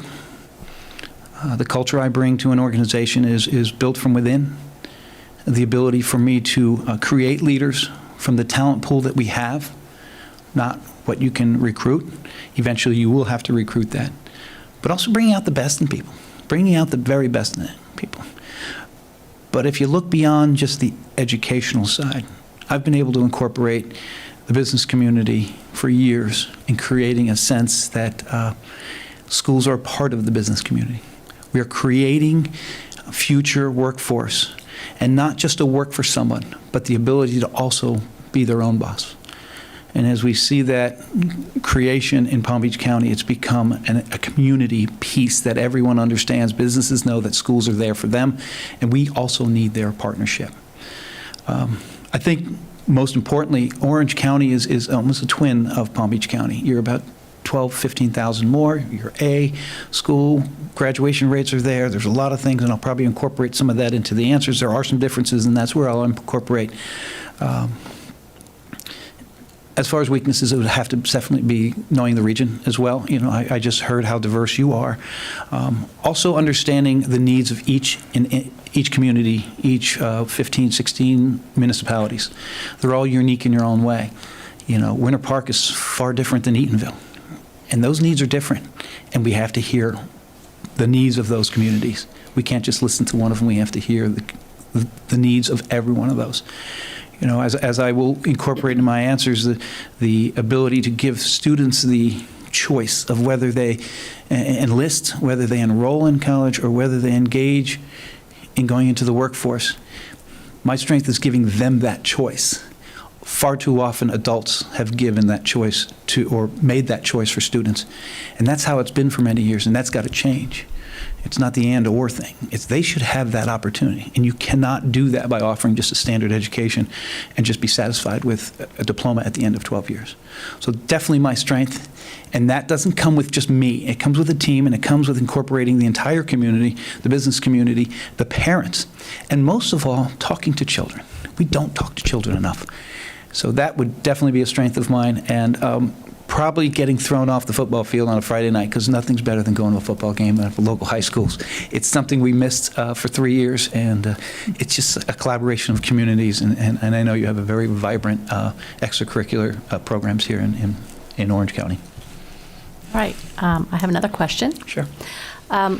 What's the most important part of the superintendent's job, and why? I can't say one thing every day. You know, if there's a crisis in the district, I have to be the leader that's steady and stands firm for what is right.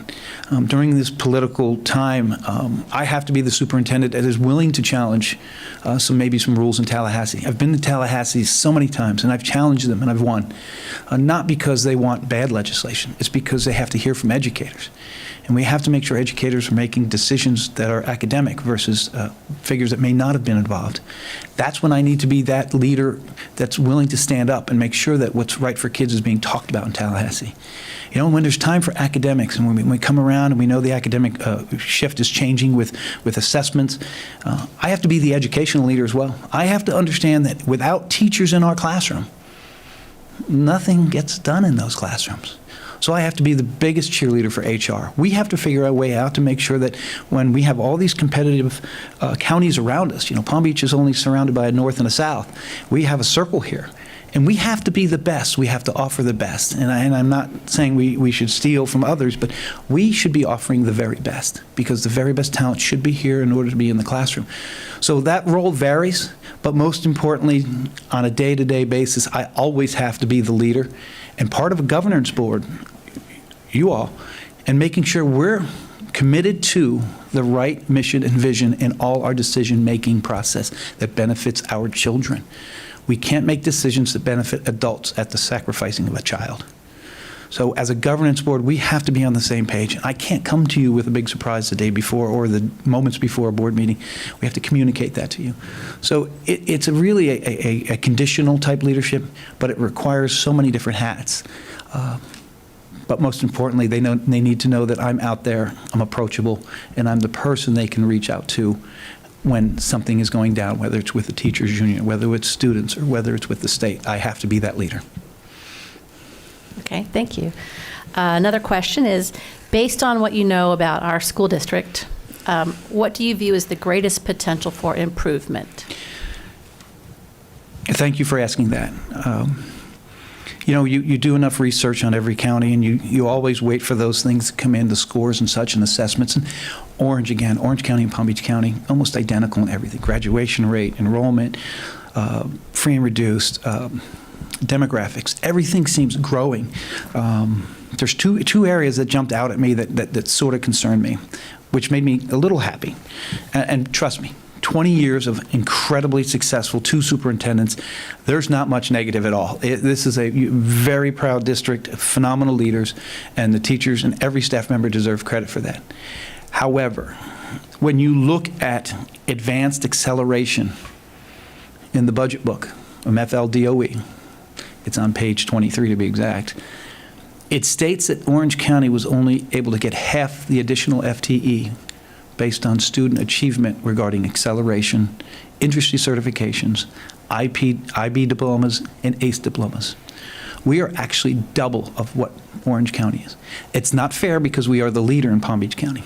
And that was a mission of mine when I was assistant superintendent for Choice and Innovation. We were going to make sure that the pathways to success, and not just a diploma for a student, and I call it the Saturday dilemma. Graduate Friday night, wake up Saturday morning, and I have a piece of paper that says I graduated high school. Well, what else do you have?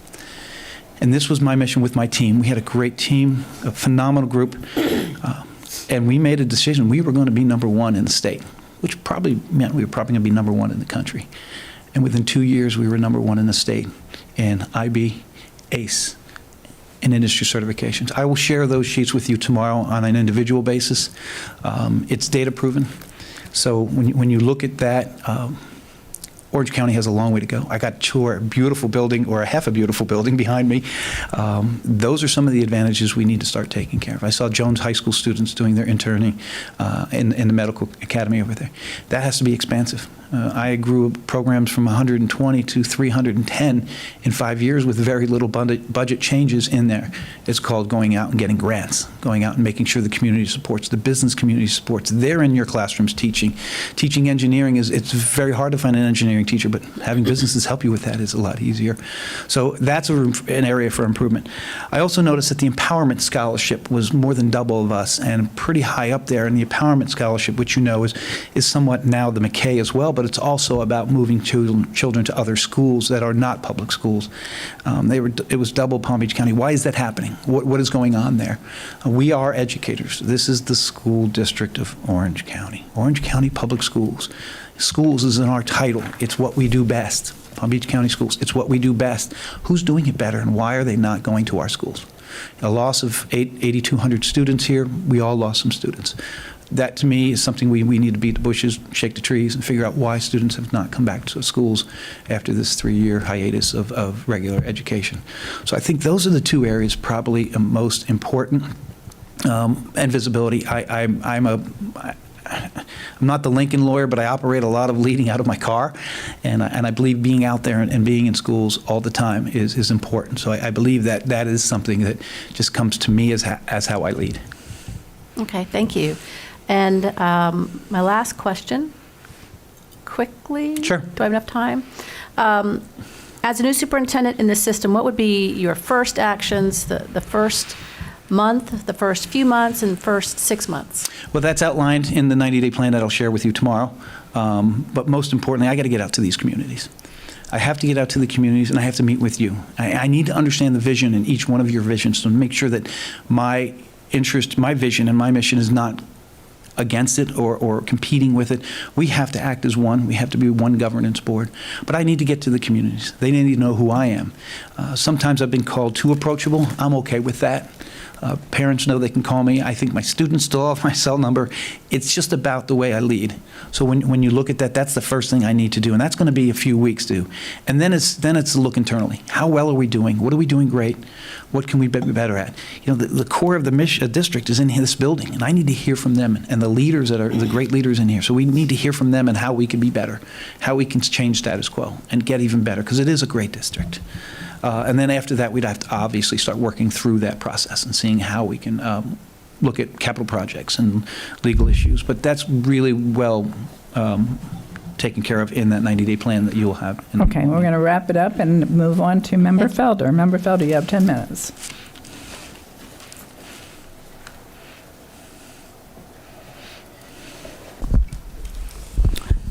Good afternoon, Dr. Licata. How are you?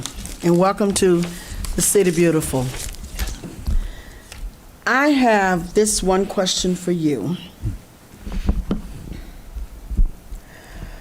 What obstacles have you faced in increasing student achievement in a school site or across a district, and how have you worked to overcome them? This answer may surprise you, but I think it's the best answer I have witnessed myself. I think adults are our biggest obstacle. I think sometimes we are in our own way. Children aren't an obstacle. Getting to them and giving them what they need is sometimes the hardest thing to do. And changing the institutional practices that may be not benefiting all children is an adult problem. It's not a child problem. And every institution of this size, and I will include Palm Beach County, has institutional gaps and institutional situations that involve adults where we are not getting to children and we're not providing for every child. So when I say that, it's not because we're obstinate in improving. It's because sometimes we don't have to improve.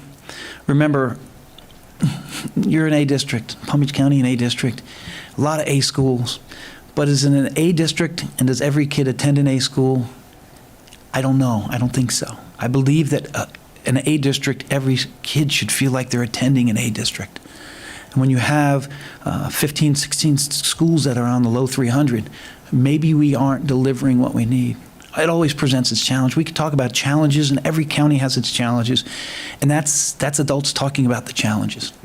Kid doesn't come to school and say, I don't want to learn today, or I can't learn today because of this or because of that. We regulate that. What goes on in that classroom is an adult that's running that classroom. And we have to make sure that we equip the teachers so they can't be in a position where they can't provide for every kid. So when I say an adult, I don't mean it that we're not doing our job. I believe it's institutions that don't allow us. And this group in front of me and myself, we're given the responsibility, a very large responsibility to change that. And that doesn't happen with one person or 9 people. That happens with everyone being on the same page and understanding that we're not meeting the needs of every child because as adults, we're choosing not to attack the hard parts. You know, I'm the guy that runs to the fire, doesn't run from the fire, unfortunately. Thank you so much. My next question. Where do you think this school system should be academically in 5 years? And what do you see as the greatest barriers to getting us there? So in 5 years, let's assume all things are equal, being that the state, we don't know where they're going with assessments. But let's assume, and it's a safe assumption, that assessments are going to be somewhat targeted towards progression of students' achievements. And that's never going to change. You know, 17 schools on the low 300, that can't happen. You know, Palm Beach County, we have 2. Proudly, we say that. That's a list that the state puts out that's underperforming. That's got to change. That's one of the big ones. I also see, if I'm honored and fortunate enough to be sitting in this chair before you in a month or 2 months, I also see us competing as one of the best career and technical districts in the state. We have too much industry around this that we're not taking advantage of. We also have the largest university in the country right down the street with a bunch of 4 or 5 great colleges around it. So I see us incorporating them. I see us incorporating the business community more often. But most importantly, I see us reaching out to the schools that are on low 300 and saying why and what can we do versus you're on the list again. And that's a shift and change, and that goes back to my first answer about adults and how we go through that institutional decision-making that sometimes doesn't help every child or every family. All righty, thank you. And my next question, how have you improved student achievement in your current school district? And what would you do to improve student achievement in our district? So when I left the assistant superintendent position for the district and worked with Dr. Fenoy and asked to move into the regional role and oversee 60 schools, I adopted a D school, a school where children go and try and be happy. They are. Teachers work hard, principals working hard, but it was a D school by a few points, not a lot. And that school deserved better. The community deserved better, and our focus had to change. And it started with making sure that everyone on that campus was on board about making it better. And it also started about a principal who was, for lack of a better term, hell-bent on making it better. She knew she had to make some staff changes. She knew she had to make some changes within who taught what grade level. And she also accepted with open arms the support we gave out of the office. In my office, I have several support team leaders that were all over different schools. The other schools were needy. This was our focus. This school was not going to be a D school. Every bit of energy we put into that school and support was coming true. It was looking great. And unfortunately, our diagnostics look great. Mid-year testing looked phenomenal. We know we're out of the D range. We're in C. We're looking at B. And COVID comes and we don't grade schools for a year and a half. If there was one disappointing factor about not being graded, it was that, because I knew that school was going to be out of it. And that principal and that community deserved to be out of it. And they still had to have that letter on their chest that didn't represent who they were. It didn't represent how the teachers and how strong they were and how committed to those children. Title I school, high ELL population, high ESE population. We were there. So last year when they came out and it was voluntary to choose whether you got to choose your grade or not, almost every school chose, no, we're going to keep our grade where it is because, I'm sure we had learning loss. We said no. We wanted that school to be graded because we knew it would be a C. Not that you cheer about a C, but you cheer about a C when it's a D, and we became a C. There was a celebration. That principal, that staff, that community deserved every bit of it. We're looking at B now. We're looking at moving forward. We didn't yank all the services from them because that's the first thing we do as educators. Okay, you're out of the state list. Let's go ahead and pull it and give it somewhere else. No, we made sure we stayed there, and that principal is as committed as ever. Phenomenal story about it. Because we focused on that school. We didn't focus all over. We made sure that school, that community deserved to be out of that realm of D. And that's just one example, but I think it's a pretty good example. Thank you. My last question.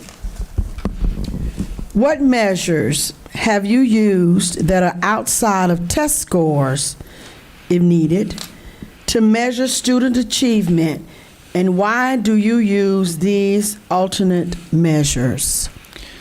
You know, student achievement is traditionally measured by a report card, which is fair because we have to respect how a teacher feels a student is doing. It's also measured by a state assessment. We're not unique to that. Every state has it. I think every country may have it. Some of the factors we don't look at is how well equipped is that child to leave that school with something, and that's a credential.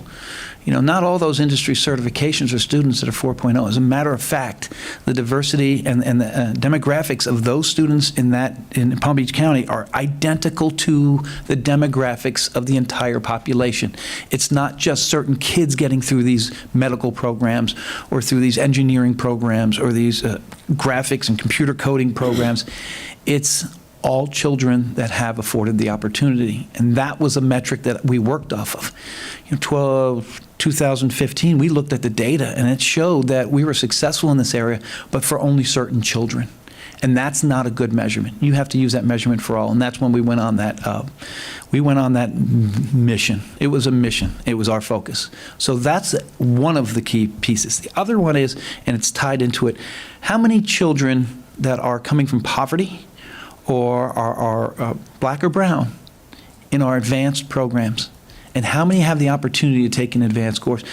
We would, under my leadership, we would go through every schedule of every child in every school and make sure they have an opportunity to take AMP, make sure they have an opportunity to take accelerated coursework in middle school, and make sure they have an opportunity to have multiple accelerated coursework and college coursework, not just certain kids. A child who's a level 2 and doesn't speak English fluently as their first language doesn't mean they can't get into those classes. It just means they can't speak English real well. And we have to figure that out because that's a star. That's a kid who could be something. And we have to look at those measurements. Because if we're just looking at grades and we're just looking at graduation and GPA, we're missing the boat. So that's when we started looking at other things. And those two indicators to me is why Palm Beach County became that accelerated opportunity better than anyone. All right, thank you. Member Gallo?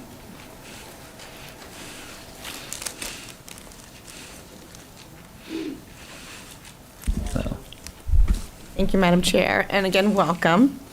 So my first question, Dr. Licata, is going to be, tell us a time you have worked through others or used an out-of-the-box approach to help address student social and emotional well-being.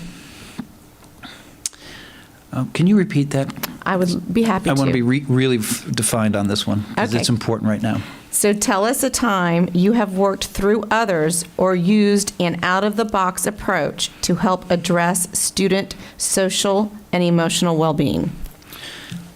We are fortunate in Palm Beach County to have a health professional in every school, mental health professional.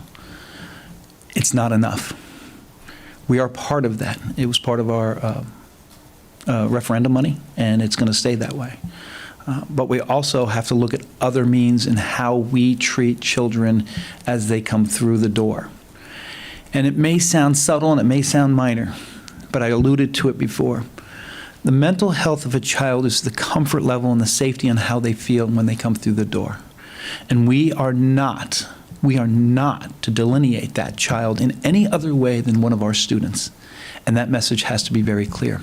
So when our bus drivers pick that child up, when the parents drop off, when a child walks onto that campus, they have to feel safe and secure. We have trained all of those, including our custodians, on how to make sure they're treating children. Because if it's not clean in that classroom, if they're not fed when they come in there, they're already behind. You can't expect a child to go with mental or a night of anguish from what happened at home or what they saw on TV and they don't know how to explain it without a mental health counselor or a counselor as they walk onto that campus. So we're now talking 4 or 5 steps before that child walks onto campus. And if we miss a step, the teacher is at a disadvantage because that child is not focused. So it's an approach to make sure that every one of those staff members that may not necessarily teach also have the training. Now the state is doing it, and they're asking that 80%, if you've seen recent legislation that came out a few weeks ago, 80% of your district staff, meaning every campus and so forth, has to be trained in mental health awareness. And that's a requirement. All of us are going to have to do it. And that is something that we've been doing prior to the state saying it, which to me is was a unique approach, but now it's being adopted all the way around the state. And I have my training next month. Wonderful. I've signed up. I got my 8 hours of training, and I will do it. And I will do it with a smile because I think it's important. Wonderful. My next question is, how does a district successfully extend social and emotional support to families of students with needs? What have you specifically done to support this effort? So I think that collides with the first answer a little bit. But it's recognition. It starts with our principals on our campuses. We have to make sure our principals are aware of what services are in the community, beginning with. Children who show up with different mental health needs have to be directed in the right place. We cannot ask our counselors, our school guidance counselors, to do mental health for children when they are not equipped for it. It's not fair, and it may not be the right thing to do. So having that mental health person on the campus is great. But it starts with recognition of the principal and echoing those feelings down to the teachers and to everyone on that campus. I think it collides with that first answer, and I'm sorry that they run into each other. This is where being with the community is important. Not everything can happen on the campus. We are a big group. Again, when I say we, Orange County and Palm Beach are very similar. We have to know our resources outside. And if we don't partner with, I'm very proud to say that I was the first campus when I was principal at Boca Middle back in 2006, sorry. It was that long ago. We were the first campus for children who were taking care of adults at home. We were the model. And unfortunately, it was only because we had so many children doing it. And the Association for Caregiving Youth came to me and said, can we be your model project for it? And I was like, yes. And then I realized why we were. And I received an award last week, or two weeks ago, or whatever, and it was great. But I realized that this was an eye-opening experience. So if you're asking for uniqueness, I was the principal of the first campus that did caregiving youth, because we know our children are taking care of adults out there, and they are carrying a heavy burden when they get to school. Yes. So that is the uniqueness of my position, something I've done over the years. Thank you. And you mentioned community, so this next question kind of dives into that a little deeper. How have you worked with parents and community partnerships to support programs, initiatives, and systems to address students' social and emotional learning needs? So when we get children for 6.5, 7 hours a day, maybe 8 hours a day, we do our best, and we do a great job. We can always do better. But remember, they go 16 hours somewhere else. Sometimes those 16 hours are not good in a child's life. With an emphasis on before school activities, after school activities, and an extension of the 21st Century Learning Grants, all the way into 8 o'clock at night. Now we do have the ability, and I just signed a letter in support of the 21st Century with one of our commissioners, Commissioner Weinroth. This is important because, and I don't want to make judgment of anyone's household or community or home, but sometimes the child has to be in a better environment for them to be able to be mentally healthy and get that ability to learn more than just what's on the curriculum.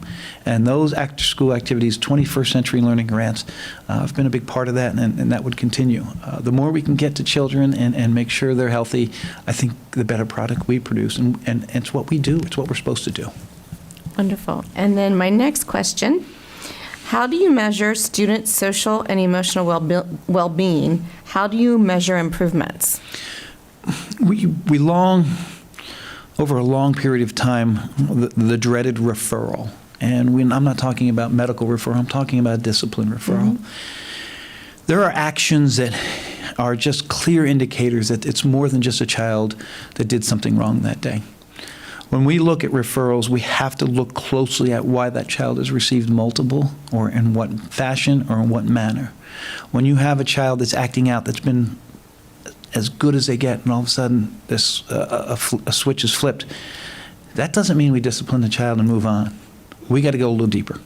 We got to figure out why. And we don't want to intrude anyone's personal business, but we also have to be protective of our children. And sometimes something happened. And if we don't ask those questions, we don't get those answers. So when a child is misbehaving, there's a reason for it. We have to figure it out. And if it's the teacher not providing that atmosphere, then we definitely have to do it. But if it's something going on with the child in the household or in the community, the first way of finding out is different behaviors, whether they're not participating. Absentee rates are another one. always looking at absentee rates, looking at discipline, looking at different behaviors. Recognition. We're no longer just sitting in front of children teaching. We have to be everything to all our children. So when you ask me that question, it's definitely looking at the behaviors of children and not disciplining, but finding out why. It's so much better to be proactive than reactive in this situation. Wonderful. Thank you so much. All right. Member Byrd, you're next, Vice Chair.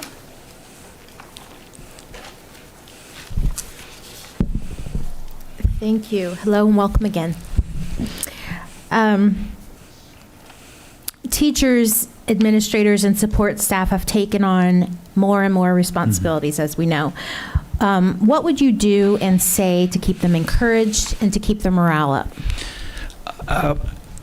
I'm going to use an example, a real-world example that occurred in the last 2 years.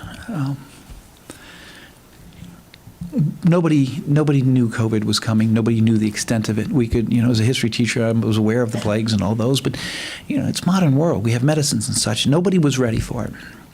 And our educational world was interrupted. And then it became a political fight, but our educational world was interrupted. And we had to figure out how we were going to educate children, because that's what we do. We also knew that they were suspending grades, and the accountability of what we were doing sort of was put on the side. Well, I've never seen an issue or an incident or a time when there was no accountability and people did really well. When there's no accountability, you don't know how well or how poorly someone did, which concerns me, but I understood it. I also made sure that our principals understood, that I told all 60 of them. I've never been a principal during COVID, so don't expect me to have all the answers. I need you to tell me what you need. I need you to tell me what's going on in your schools and what's going on in this virtual environment and how can we be better. And they did. And I listened. And I realized there were two quick things that we had to do to be better. The first thing was to stop asking them to do things that weren't mandatory. Stop pushing teachers harder and harder. They're learning a new system. They're teaching the best they can. Stop giving them the extras that we thought was needed. We knew it was needed, and it was total focus on student achievement and supporting teachers through that virtual environment, which was great for some, wasn't great for all. The other thing we needed to do was work just a little bit harder in that area. Since we relieved you of some of these things off your plate, just be a little bit better. Just be a little bit better than everybody else. And we'll see the benefits, because when time comes for the accountability piece, we're going to be ready. We're not going to stand back and say that COVID is the reason why we flatlined or we dropped a little bit. It's an answer, it's an excuse, but to me it wasn't a good reason. When third grade scores came out 2 weeks ago, 60 schools that I worked with and those principals talked to me about what they needed, and we provided that. We were 3.2% points higher in our third grade reading than last checked through COVID. Most school districts throughout the country and throughout the state dropped or stayed flat. And I know the data here was pretty flat. But in my 60 schools, we went up 3.2 points because they did that little bit extra, and we were able to pull a little bit off. We can't keep piling on non-mandated or things we like to see teachers do. We have to support them on what they can do. So I believe those two factors really made a difference. And that would be one of the main things I would do here. What are we doing that we don't need to do? Because there's going to be more coming from Tallahassee, and we have to be ready for it, and we have to be prepared to take something off that plate, because we are in a teacher shortage, and we better make this place as nice and happy and forgivable as possible to make sure they're doing their job. So I think that was pretty spot on for that. Thank you. What is your immediate plan, speaking of teacher shortage, what is your immediate plan for teacher, substitute, and bus driver recruitment? The easy answer is, well, let's just give more money and everything will be fine. It doesn't work that way. We know it doesn't work that way. It's part of the plan. But we have to look at the other things, like I just said. One of the things is, if you ask teachers why they're leaving the practice, it's usually never about money. It's usually about conditions. Working conditions. I'm tired of having to do more. I'm doing more and more and more and more. Even with the reduction of class sizes, when I taught, I had 42 children in a class, but I didn't have all these mandates. And you look at class sizes of 18 or 22, and they got have as many kids, but 10 times more accountability. So we have to understand what we can provide in the environment, in this educational environment, that allows them the working conditions that make it better. Yes, we always need to provide an income. Teachers are held to a highest regard. There's a reason they're called the salt of the earth. They are the ones who are on the front line making the difference, and we better make it as nice as possible. When it comes to bus drivers, it comes to custodial staff, and it comes to any of the other support services, that is more about working money and working conditions. So we really do have to focus on it, because if we don't get them to school, or we don't have a clean place for them to sit, or we can't feed them before they go in with an empty stomach, and you're talking to someone who likes to eat 4 or 5 times a day, I can't think when I'm hungry. So we have to make sure that we are doing what we can for the groups that need what they need. And from what I've understood, most when the teachers exit and I ask them why they're leaving, it's because of the conditions of working. But we can't disregard the pay as well, because our future depends upon what teachers teach. Thank you. Can you discuss the most difficult personnel problem that you've ever dealt with and how you resolved it? There are several. This is a difficult question, not because anytime you deal with human beings and emotions and their livelihood, it's difficult. We are in a public forum, and I have to be very careful. The person or the persons I speak of will probably be hearing it, or someone will know who they are. So I'm going to try and not dance around that, but I don't want to identify anybody, because that's not why we're here. And in a public circumstance, I don't wish that upon anyone. That has already happened. But I will tell you, it's pretty well documented. A family friend, someone who had worked for me, and their child was very unsatisfied with what they're doing and what they were working for. And unfortunately, that resulted in a lot of disgruntled behaviors and such. And you can read about it. I went through everything I needed to do. And it wasn't so much, I knew I was in the right. I knew what we were doing was the right thing, because that person wasn't good for children at that time, and it was a good person.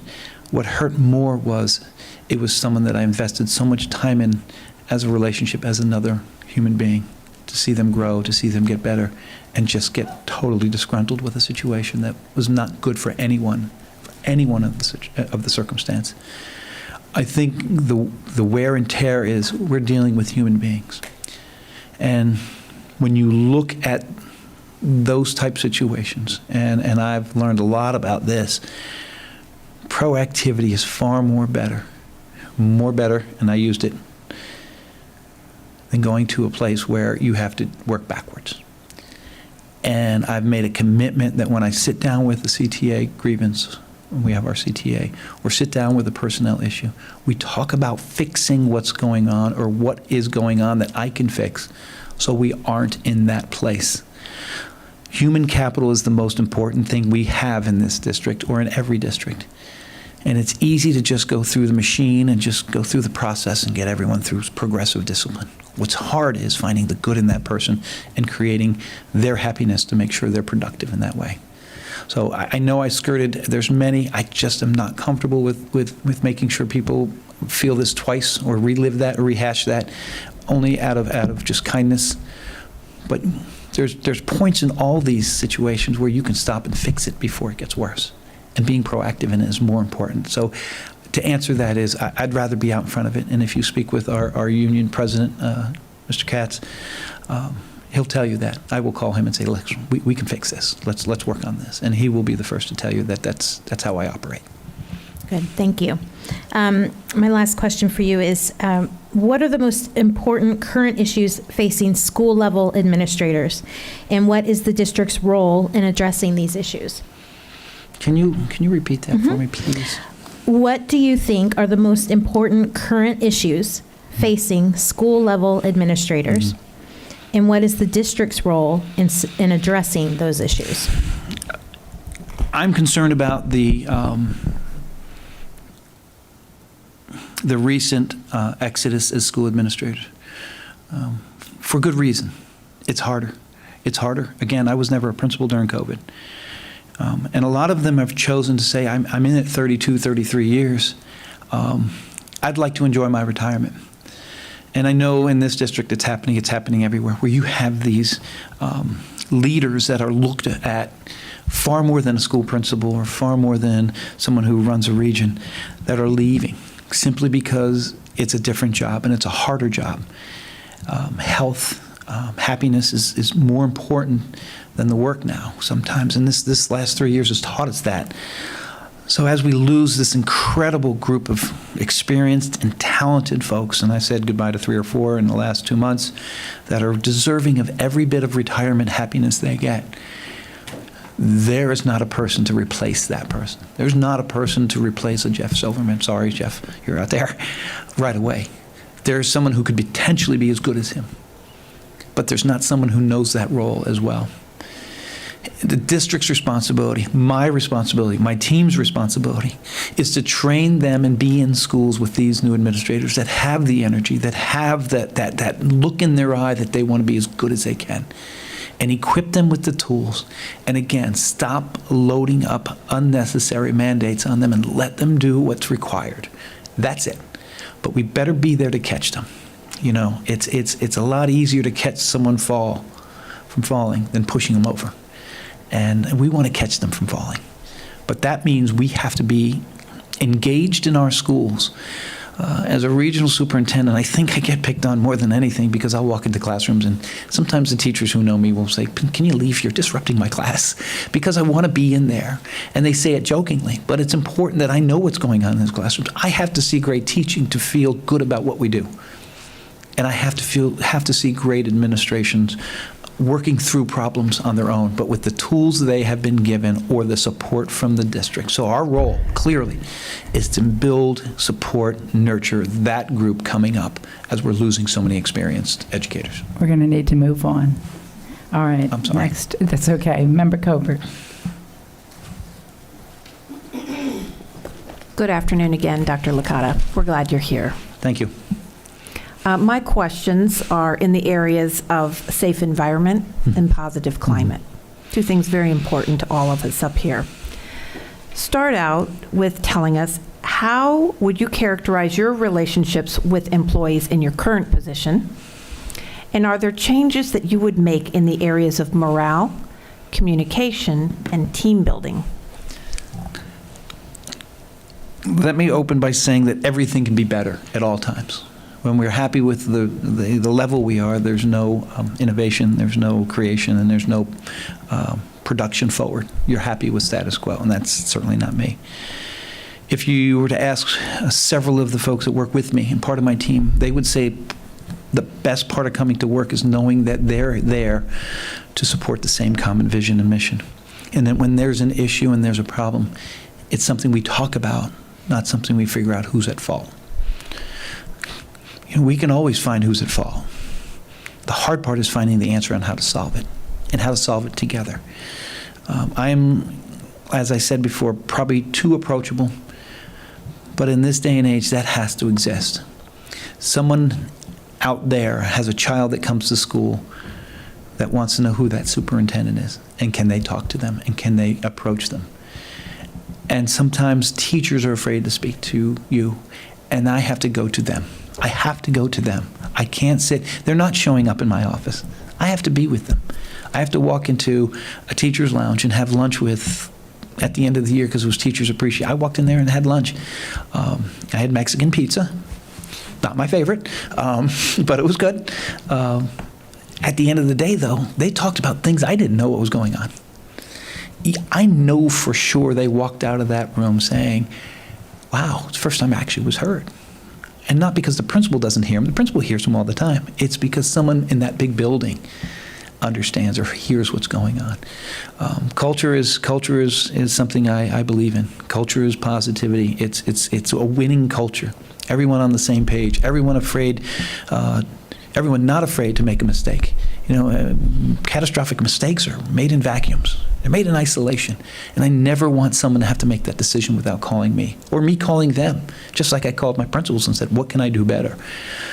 Culture is what drives things. and winning cultures. You know I can't say this. I got UCF and I got Florida and an FSU person up there, but I'm a Miami guy, and I went when we won a lot of national championships. But there was a culture of winning. There was a culture of excellence, and that was produced more and more and more. So that starts first, because if you don't have that culture of safety and a culture of growth, that mindset, you're not going any better. You're lucky if you can maintain, and that's what I call status quo, and I'm not about that. Tell me what you believe is the ideal relationship between the district and the schools.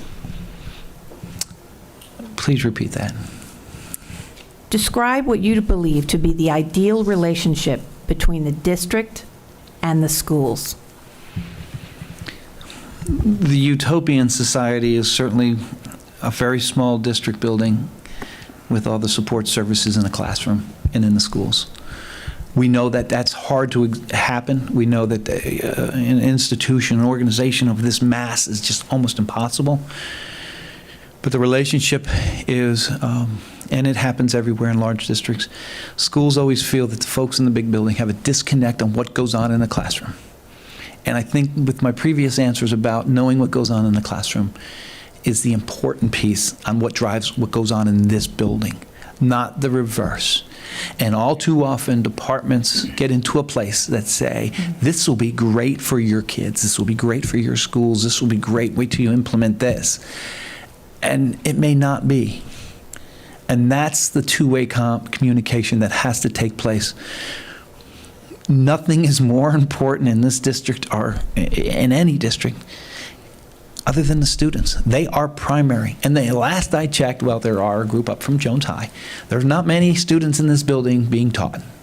Next door there is. We have to start with that idea and that premise. Not the adults in this building. We're important. There's important decisions we make and there's important leadership we do. But the moment we think we're more important than what goes on in the classroom is the disconnect that the teachers talk about. And we have to avoid that. Yes, there is always going to be that. And yes, there are mandates we have to push down, and sometimes we don't like them either. But that doesn't mean we have to do it all the time. And engaging schools into this building and making sure that teachers are incorporated in principles. You know, John Hattie says teachers are the most important thing in the classroom, and principles are the most important thing on a campus for student learning. Nowhere does it say this administration in a big building are the most important. We have tough jobs and we have tough decisions. But his research is pretty good, and I'm a big fan of his, and let's face it, we have to listen to our schools first to make our decisions. And I'm sorry, I didn't count Pitt as one of those schools, by the way. I didn't mean to exclude you in the UCF and the Florida and Pitt. So sorry. All right, well, my husband is a hurricane, so you're good there. This question is very important. In the current era of gun violence, COVID, and escalating mental health issues, what does a safe environment look like to you, and how will you achieve that? What a safe environment looks like is far different than what it looked like 20 years ago. If you were to pull up to a campus as a parent and drop your child off and there were 3 police cars out front, you would be worried. You would be scared. You may not even drop your child off. You may just keep going and then call everyone and say, what's going on at the school? As a parent today, one of my children specifically, when they see 3 police cars out front, they're excited because they know this campus is probably the safest it's going to be. But there's more to it than just having police officers. There's the awareness of what's going on. There's the indication that a child is not acting within normalcy, is showing signs of violence. There's also the actual facility, and that's in my 90-day plan, to look at every facility. I know we have FSAT. I've become very good friends with the person from the state who operates and looks at our schools and sneaks up on them and says, listen, fix this, fix that, in a great way, by the way. But that facility has to look differently. every school used to have a fence. The fence is the minimum piece. We have to have single point of entries. We have to have identification of machinery that says this person does not belong near children. They have to check in. We are okay with insulting someone by asking them too many questions. It didn't used to be like that. Listen, when we ask you this, it's not about who you are. It's about making sure we protect our children. So the safest school is a very knowledgeable and educated staff, an awareness of children, because children are much smarter than we think sometimes, a facility that supports and is conducive to great education, but is also not a fortress, but well protected in making sure that access by students or unknown people that are there to cause problems aren't able to get there. And it starts with a police officer, someone who's willing to stand up in front of violence and not wait for backup. Someone who's willing to say, it's not happening in my school. It's not happening to my students. I'm a police officer on this campus, and it will not happen. So it takes everybody to do that. And it looks similar, but our frame of reference has changed when we see police cars on campus. And it's unfortunate, but it's a comfort. And our school resource officers or police officers are well worth everything we pay them. And finally, describe to me a time when you've had to choose between driving a plan forward or pausing to listen and learn. I'm going to go back to this. We have 59 and a half principals, because one is a principal, but he doesn't have a school. He will in 3 weeks. And saying, we have to do this. Got to get tech, got to get checked off, got to get this. Make sure every kid has it. Make sure there's fixed. Make sure that all that technology and virtual and Google Classroom, there was a breaking point. And it was when I had to call and talk to the principals. And I remember the meeting because I held it outside. It was a beautiful day. And I was outside, and I asked my principals, what can we do for this to work? Because we're just shoving stuff at you. Some of it absolutely necessary. But at the end of the day, what is it we can do? So to answer your question, it's that. It's reaching out and asking, because I had never been a principal during COVID. Neither had they, but they were also on the front line, and they had to perform under it. So it's about communication. It's about talking to you all the time, and saying, what's your vision here? What do you see here? How does this work? How does this work as a group? We are representing the entire district. How does that work? But most importantly, communicating. It's two-way. I have to listen more than I talk. Unfortunately, today I'm talking a lot. So, All right, we're Thank perfect you. on that timer. Next, we're going to hear from Pam Gould. Sorry, it's right in my notes.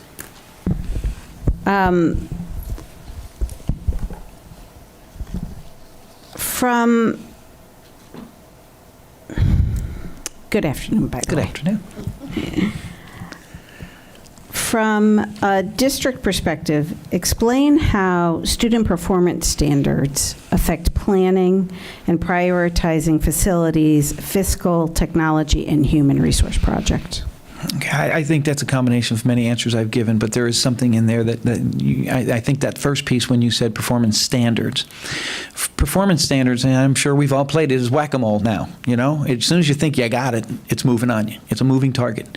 We can safely assume that those performance standards may change, but at the end of the day, they're going to want to know the progress of each child as they move forward. And that's okay. That's what we do. But what does that look like? It looks like moving your resources to a school that's a D. That should never be a D, because those folks are working as hard as anyone in that community deserves better. Reallocating your resources doesn't mean taking away from everyone. You still have to support the other schools, because some of them were close to becoming Ds. You had to make sure you didn't drop off there, because you got to constantly balance that. It also is a communication piece with leaders in every department. If a school is dirty, is that the best in learning environment? Sometimes you need to pull teams from different places and say, we got to paint this school, we got to clean this school, we got to get new desks for this school. That child deserves the same seat as the brand new school. And we know that equity doesn't always exist. And we know we are the ones responsible for making sure that happens. So that does mean getting the facilities group together. If school is unsafe and has multiple entrances, we have to put our focus in making sure there's only one entrance. If a school goes without a resource officer or an officer from one of the local municipalities, we got to make sure that one of the officers from this building, and I know it's grown from, I think it's up to 15 or 16, has to be there. Or we have to figure out how we can put someone there. And that doesn't mean it's like computers. When you say technology, oh, we're one-to-one, we're one-to-one. Every child in our district has a computer. Well, what happens when that child who lives in poverty, that computer breaks? Oh, we got to wait for another one to come in, or we're going to fix it for you. What happens in those 2 weeks they don't have that? There's no learning going on at home, especially if we're online or virtual or we're doing tutoring, paper tutoring that we do. We can't just have enough to fit everybody. We better have a computer and a computer backup for almost everybody. We cannot delay a take-home laptop, a resource that every child is learning on with all the virtual platforms, and tell them, wait a couple of weeks while we fix one or find one for you. We can't do that. We have to have an excess. We have to budget and make our priority. So budget has to talk with facilities, and budget has to talk with technology. We have to prioritize what we need and understand that our wants come after that. And it has to align with our strategic plan. Every decision has to align with a strategic plan that everyone agreed upon. And that may have to change as we move forward simply because the educational world changes faster than anything. So it can't just be stagnant. It can't be static. It's got to be moving forward. Thanks. Tell us about the last large critical budgetary decision you made. What was the situation? What decision did you make, and who was involved? And what was the impact of your decision? Budget decisions are always difficult, especially when it involves people. We know that right now people are the most valuable resource. It's the capital that we can't just find. We have to make sure we take care of that. So we were in a budget crunch, and we were given the, as having multiple departments, I had to, this was when I was at the district, I had to reduce 5% across the board. Well, 5% across the board seems very equal, but it's not equitable. Because 5% cut to some schools is a lot more impactful than a 5% for a school that already has excess. And remember, we got to be very careful. We don't want to lose people. We want to keep people. And we weren't at a people crunch at that time, but it's still a livelihood of someone who's dedicated their lives, and we want to make sure that we're not losing focus, that they are important. And in a large district, you always have the ability to move and shift because there's always openings. What I realized is when I did an equitable discussion with my team, that 5% was relatively easy for a lot of schools because of the excess income they were making through FTE earned gains. When you pass an AP test, when you pass an ACE test, when you pass an industry certification, and this is what I talked about earlier, the state gives you money and you give a bonus to the teachers, the school gets money for it, the district gets money for it. Well, we realized that some of our programs were making so much money, and that's a credit to their own success.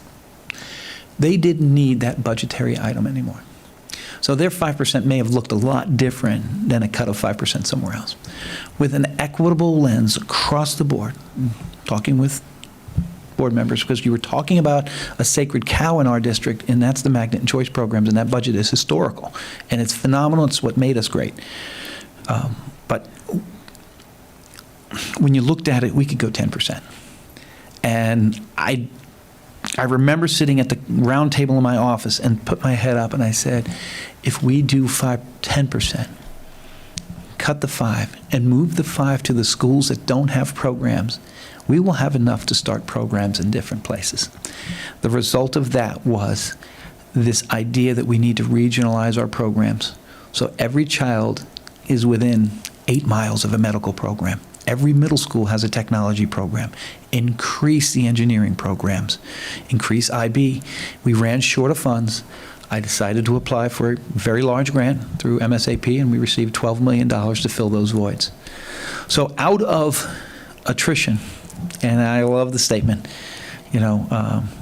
addition through subtraction, we were able to add places that never saw programs the kids deserved through a subtraction of a surplus budget, even though we were in a tight crunch of what we earned from the state. So I think that, again, all because we looked at it and didn't accept status quo. Everyone was fine. Thank you. Funding budget concerns are paramount to the continuing success of the district. Please describe the process you have used to communicate budget needs to the community members and authorizers, and how you have worked to increase funding. You've touched a little bit on that, but please expound. Yes. You never want to get in the way of a community and a principal and teachers that want to bring something into their school that's going to benefit them that other schools have. Unfortunately, what gets in the way of that sometimes is money. It's our role, and it's my role, to make sure we communicate that every way possible to see if we can reallocate funds. That doesn't mean taking away from everyone else for this group, but it also means reaching out to the community. You know, when we had expansion of programs, we did not have in the cloud servers for our cybersecurity, the 4 new schools we were opening up, we didn't have cybersecurity. And we did not have an in-the-cloud server, and you can't put a server back then. You couldn't put a server on the ground because it felt like kids could break into it, because if they were, kids are a lot smarter than we are. So what we did is in the cloud, we didn't have the money to buy that cloud storage space. I sat with Microsoft down in Fort Lauderdale, and they granted us 4 virtual servers, whatever that means, which gave us the ability to go ahead and open those programs. There was a barrier because we didn't have the money to buy that. There wasn't a barrier on how to get it. And if we start talking about all the reasons why we can't do something, we will never do it. But I wasn't going to accept the fact that we needed money to get this. There was a way to do it. And I sat with our Education Foundation CEO at that time, and we went down and met with Microsoft, and we were able to acquire those servers. So, in short, you can find every reason why you can't afford something, and you'll never get it. But it's our duty to go ahead and find out why we can do it. And partnerships are great, and that's where we need to be. Sitting and saying, hey, we're going to give you people back to your industry. We're going to provide that talent workforce. I need some skin, and this is what I need.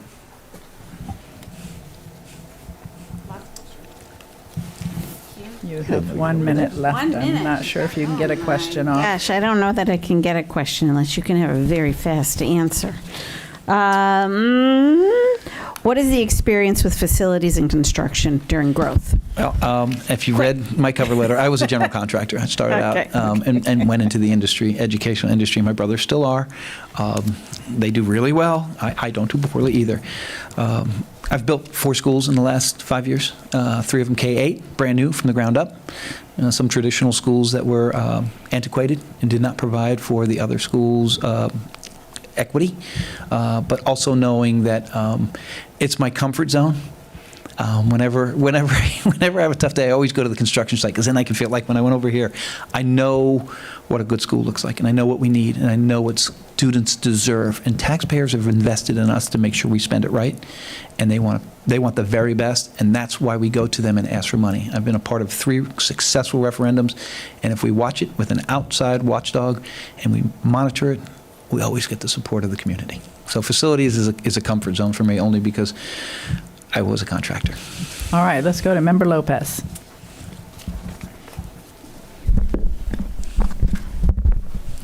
Thank you, Madam Chair. Welcome again. My first question is, this is a diverse community. How would you work to ensure all groups are fully engaged with schools and the system as a whole? How would you handle special interest groups? So I think there's broken down parts of your question that are very key to the answers. Some of our problems, and it went back to Board Member Felder's statement, what is our biggest hurdles, are adults. And you said the whole organization. And when we continue to look at things as a whole organization, we leave out some people in that whole organization based on our past practices and what we think is best for the majority of the group. We're not in the position to say the majority of the group. We're in the position to say everybody, every student.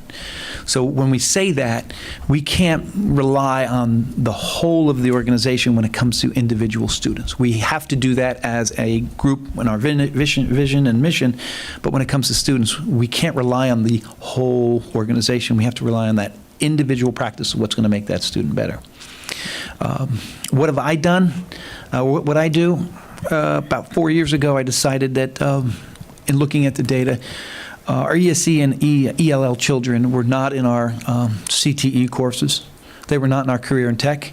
We did not pay attention to them. We were okay turning a blind eye to it for years. The data was not something I was proud of and not something I was going to own after seeing it.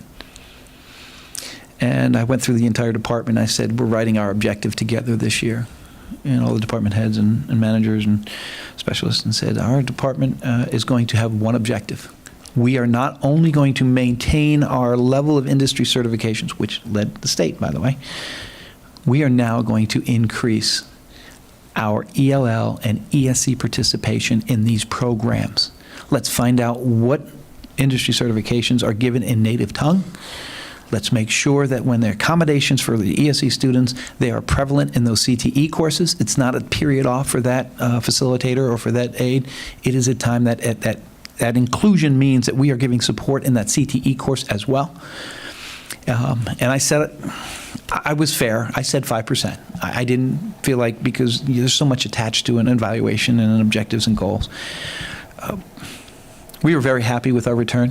It was about 23% increase that 1 year, only because it was our main focus. We didn't lose focus for every student. We maintained that. But when we said ESE and ELL students, because they were underserved, this is a classic example of underserved population. Well, not anymore, because they now have those opportunities. So I was very proud. A lot of sigh of relief by my staff, knowing that we met our goal. But we knew that now it was time to keep an eye on everybody. So when you say whole of organization, we had great numbers. We were the best in the state. But we weren't best in the state for those ESE students, and certainly not the best for those ELL students. So I think that provides a pretty good example of that. Thank you. The next question is, tell us about a time you identified a need within your district or organization and met the need through community partnership. Tell me the process you went through and what the outcome was. I sit up here, and I'm supposed to answer questions as a superintendent, and I can do that. As you know, I can talk. But sometimes we got to talk about when we were principals or educators that were on boots on the ground. I became principal of a high school, as I usually became. I was called the fixer. Superintendent called me. I'm moving you. The school's about to become a C. I need it to be an A. I got to the school. This was, sorry, but it was quite some time ago. And I got to the school and I realized that I have 3 ELL sections. And I only had 1 ELL counselor. But I had students that were Haitian. I had students that were Haitian. Speak louder, yes. Haitian, Hispanic, and Portuguese. We have a large Brazilian population. And I knew that counselor could not service all those students, no way. And I knew that the part-time teaching was not going to do it for those students. So I called the local high schools that were 3 miles apart one way and 2 miles apart the other, big district, you understand. And they had the exact same thing. 3 sections, part-time ELL, and the same kind of populations, Hispanic, Portuguese, and Haitian. So I called the regional superintendent and said, I really want to have all the ELL students in this region, it wouldn't change their bus routes much, to come to my school. Give me the 3 counselors. Give me the full load of teachers, and give me the facilitators, language facilitators. Let me give them an opportunity to experience full-time ELL support while they're getting their 2 or 3 years when they still have to perform. I also received some great teachers. I remember the words of my regional superintendent. You do want to become an A, right? And I said, yes, but I also know that this is a great opportunity for our kids. We did that. We missed an A by 1 point. We missed an A by 1 point. Biggest increase in the entire state. Jeb Bush wrote me a letter, great, wonderful. But we didn't finish with that. I bought number 1 pins for the entire staff. And when we were talking about the first day when they came in the next year, they said, wow, pins, 1 point, remind us, 1 point. We had 409. I still blame my oldest daughter because she went to school and she stepped out of the science exam, but that's another story. They said, 1 point, we'll be an A, we'll be an A, we'll be an A. And finally I said, no, The 1 point doesn't mean 1 point to be an A.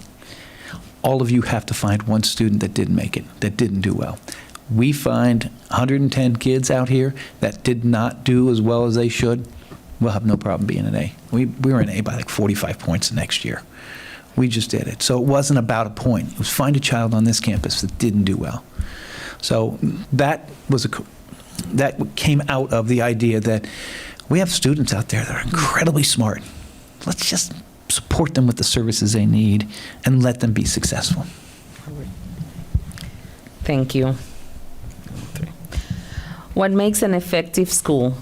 How do you evaluate effectiveness? How do you communicate effectiveness to stakeholders? This is a broad answer. It incorporates every part of a school, the safety of the school, the cleanliness of the school, the technology in the school, the staff of the school, and the leadership of the school. Because that community is going to create the very best school that they're allowed to create.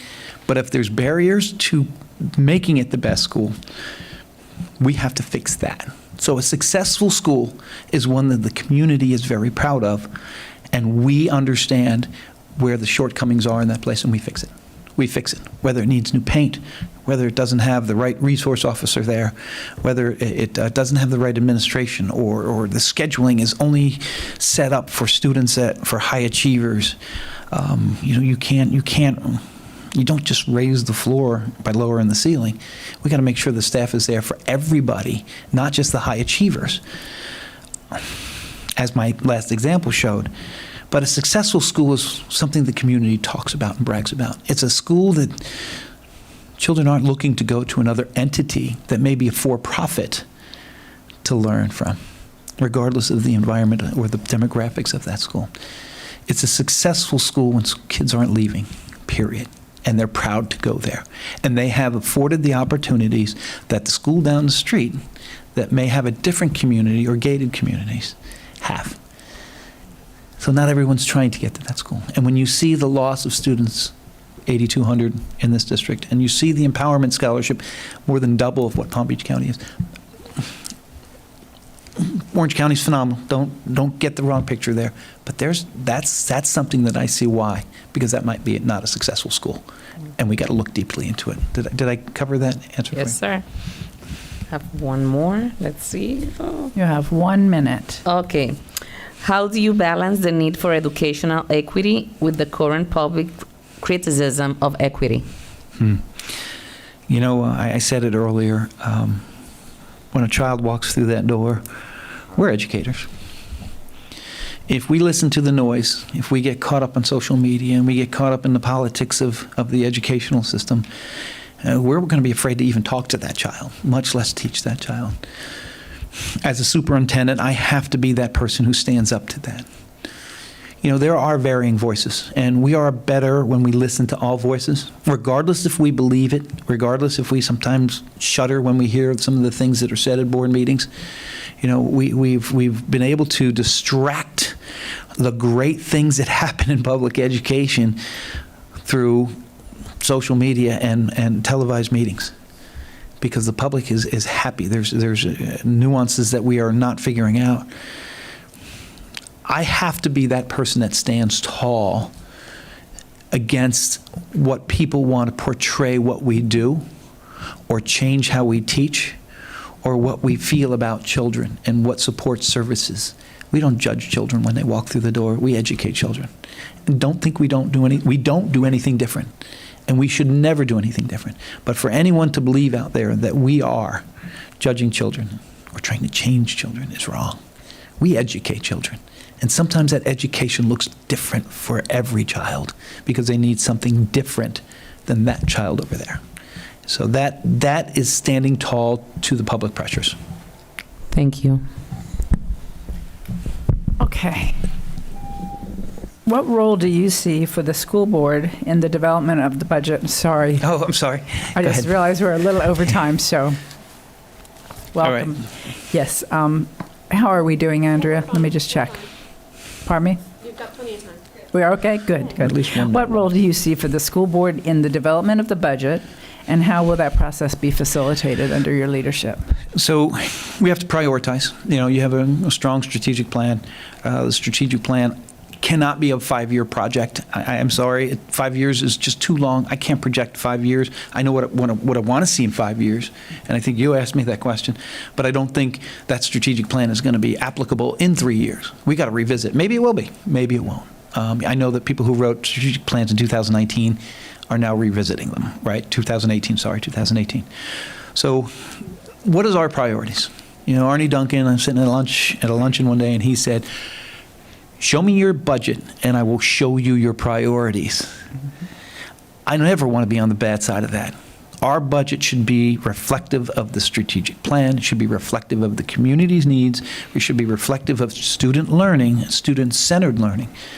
And it should be echoed by what we, as a governance body, communicate outwardly. It should never be different. We should never succumb to what is nice for one community, but we can't afford it for that community. We have to be priority-driven for all students. So, all right, thank you. Describe what you believe to be the ideal working relationship between the school board and yourself, and how do you achieve that ideal working relationship? It's almost a trick question because I have to ask you that first, and I know what you're asking. I think it's important that I learn your style, learn your vision, all of you, and I will say this, it's not a patronizing comment. I've never seen a board that has given so much to charity and has support organizations and NGOs, and I was just astounded when I read all of your bios, and you're to be congratulated for that. That is not a puffy piece. I was just so perplexed that you guys do so much charity work. So I need to understand what your vision is. I need to understand what your principles are, and I need to make sure that at any time I'm available. Someone said, there's these new contracts where school board members are not allowed to contact the superintendent on Sundays. Huh? No, if it's important enough, that phone rings. Because we can stay out in front of so much, because if you let something fester for 8 hours, it's on social media, and you're backtracking. You're behind it. And all of us would rather be in front of everything. So I need to hear from you first and ask that question, but that's how it would go. That would be my process. What is your vision? Meet individually. With those town hall meetings, in between those, I need to be meeting with you. Make sure I articulate what's going on here and not be in conflict out there. Because when we're disjointed, it's a reflection of how we are progressing forward. We have to be. We may not be in agreement on everything behind closed doors, and when we have individual conversations, that is just a given. But we have to understand where the best place is for all of us to land that we can support. And usually is focused on children. Yeah. Thank you, sir. I will say that this board, for the 3 years I've been on here, has been an incredibly cohesive board, and we've worked very hard to work through our differences, find the common ground that we can agree on. I said that to one of our audience members earlier in the green room. I said, watching board meetings, wow, you're to be complimented for that. Thank you. Describe a situation where you had an adversarial situation with a board member, and what did you do to resolve it? Wow. Well, that's a... Okay, I can work with that. We have a board member that is probably someone I talk to more than any of them. And I'm going to try and make sure I'm very careful about this. Not because she would be offended, but simply because there's a lot of conversations that take place.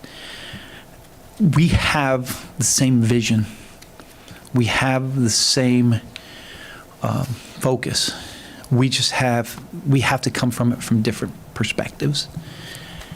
And I have to listen to her perspective.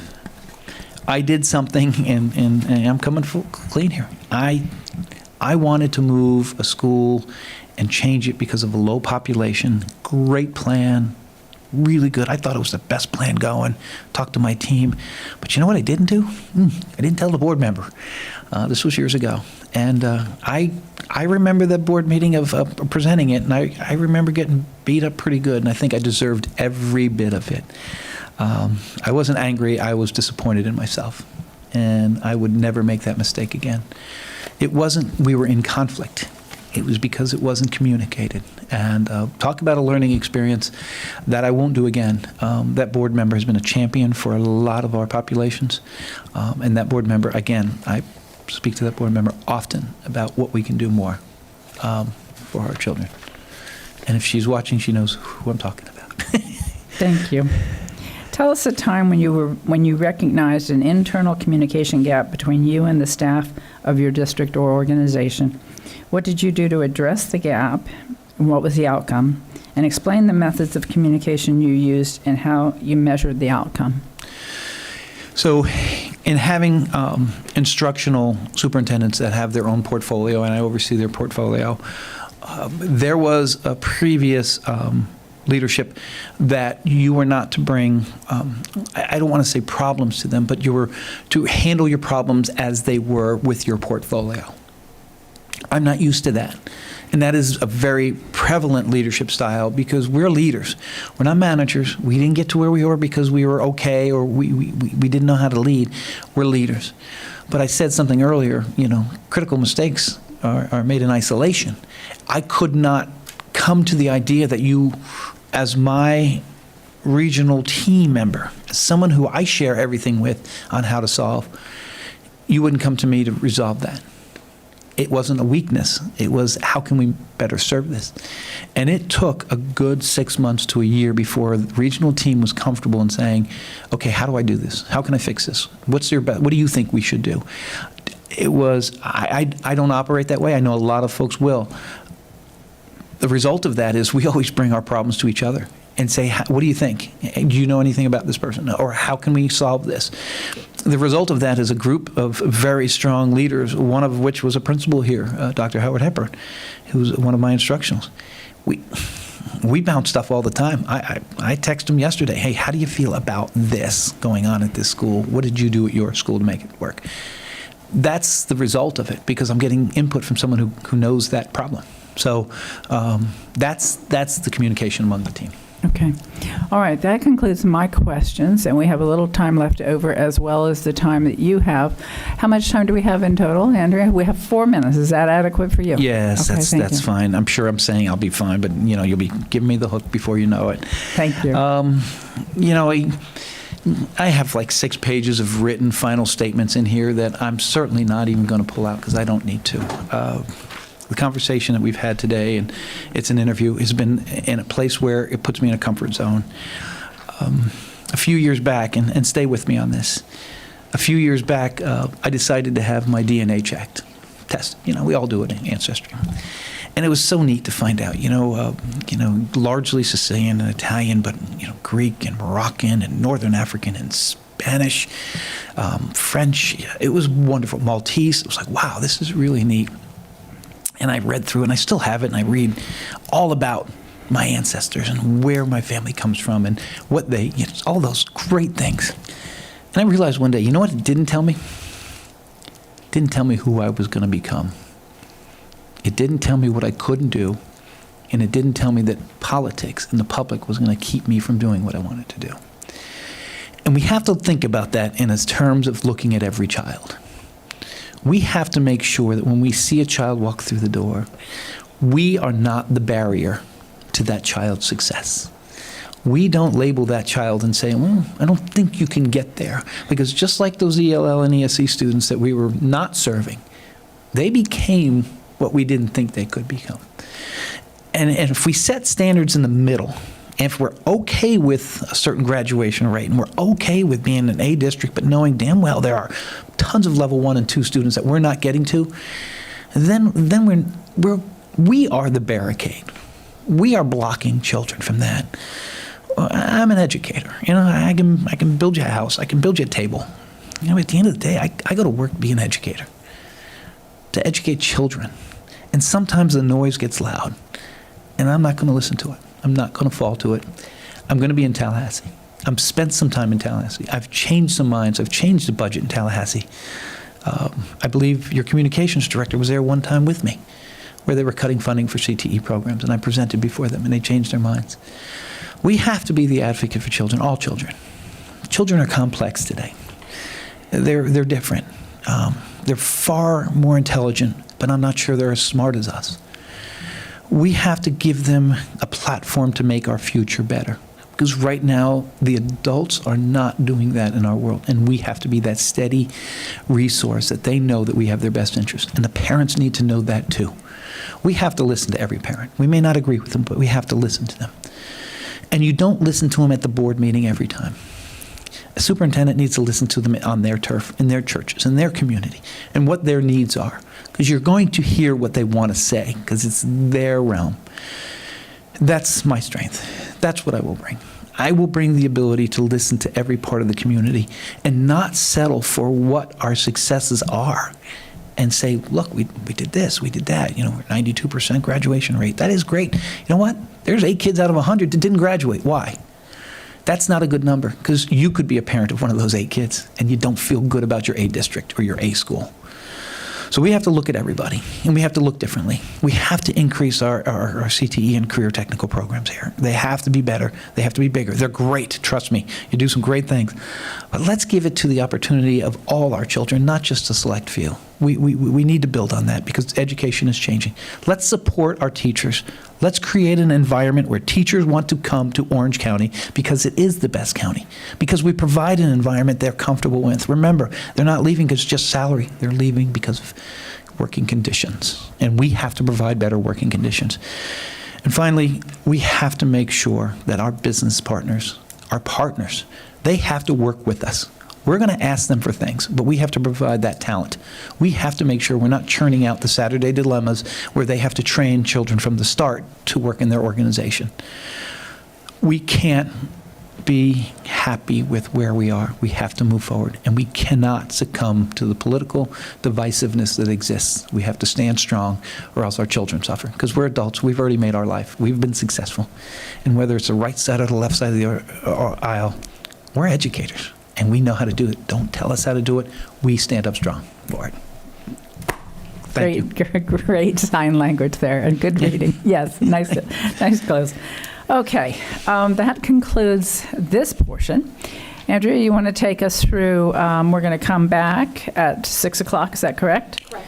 And Dr. Licata is going to be in this room? Bill and John are going to take care of him, as Okay. they often do, and we'll be bringing him back, and then we'll do the meet and greet this evening from 6 to 7:30. Okay. All right, we will see everybody back here. Well, thank you very, very, very much. Thank you very much. Appreciate your time. Thank you. No, they'll get everything tomorrow. I have everything.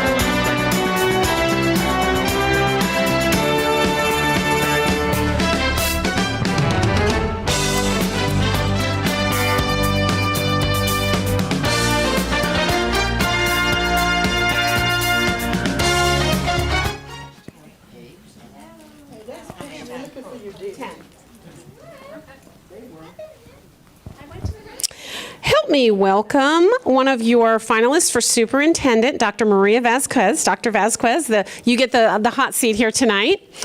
First, I want to thank all of you for coming out tonight. This is a very important decision for the Orange County School Board to make. And so we're going to have a little bit of an informal, quick round of questions with Dr. Vasquez and then the second applicant as well. And so we're just going to get started, and then we'll explain in between while one's leaving and the other's coming some of the details on how you can provide your feedback.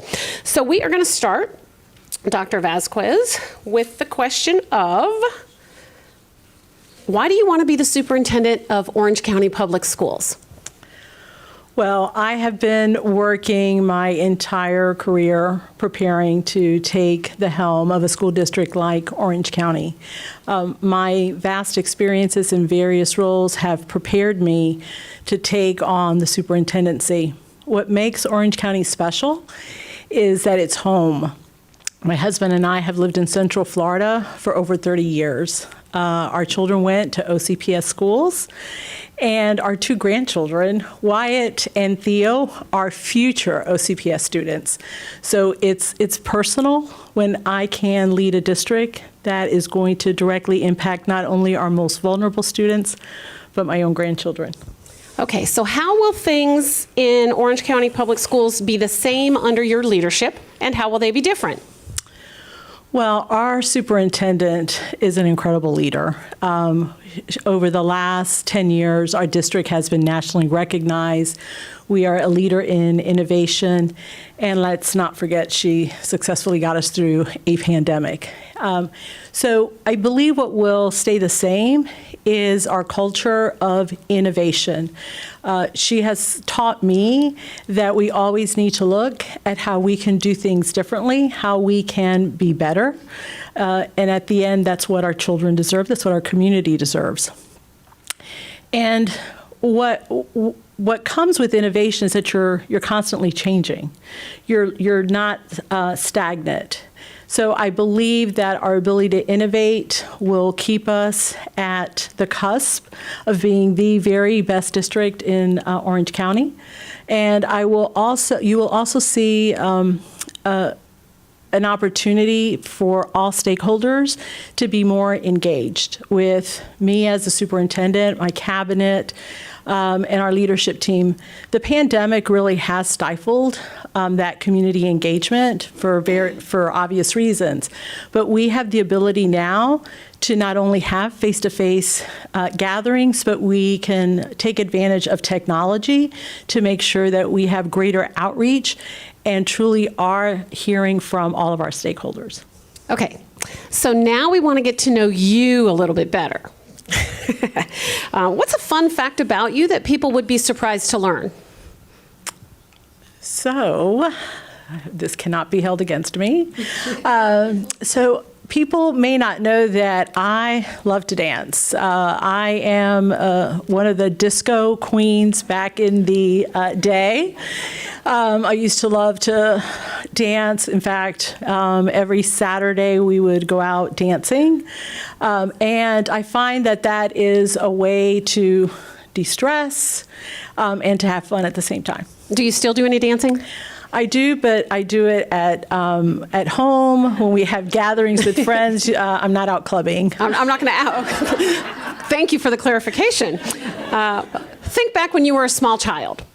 What did you want to be when you grew up? So as you've heard, or may have heard, my parents immigrated to the United States from Cuba, trying to find and make a better life for their family.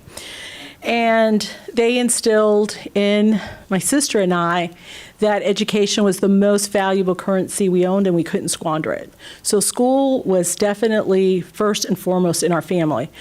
And so my parents had a lot to say about what I was going to be, what my career path was. And I started out as an electrical engineer and was on that career path until my junior year.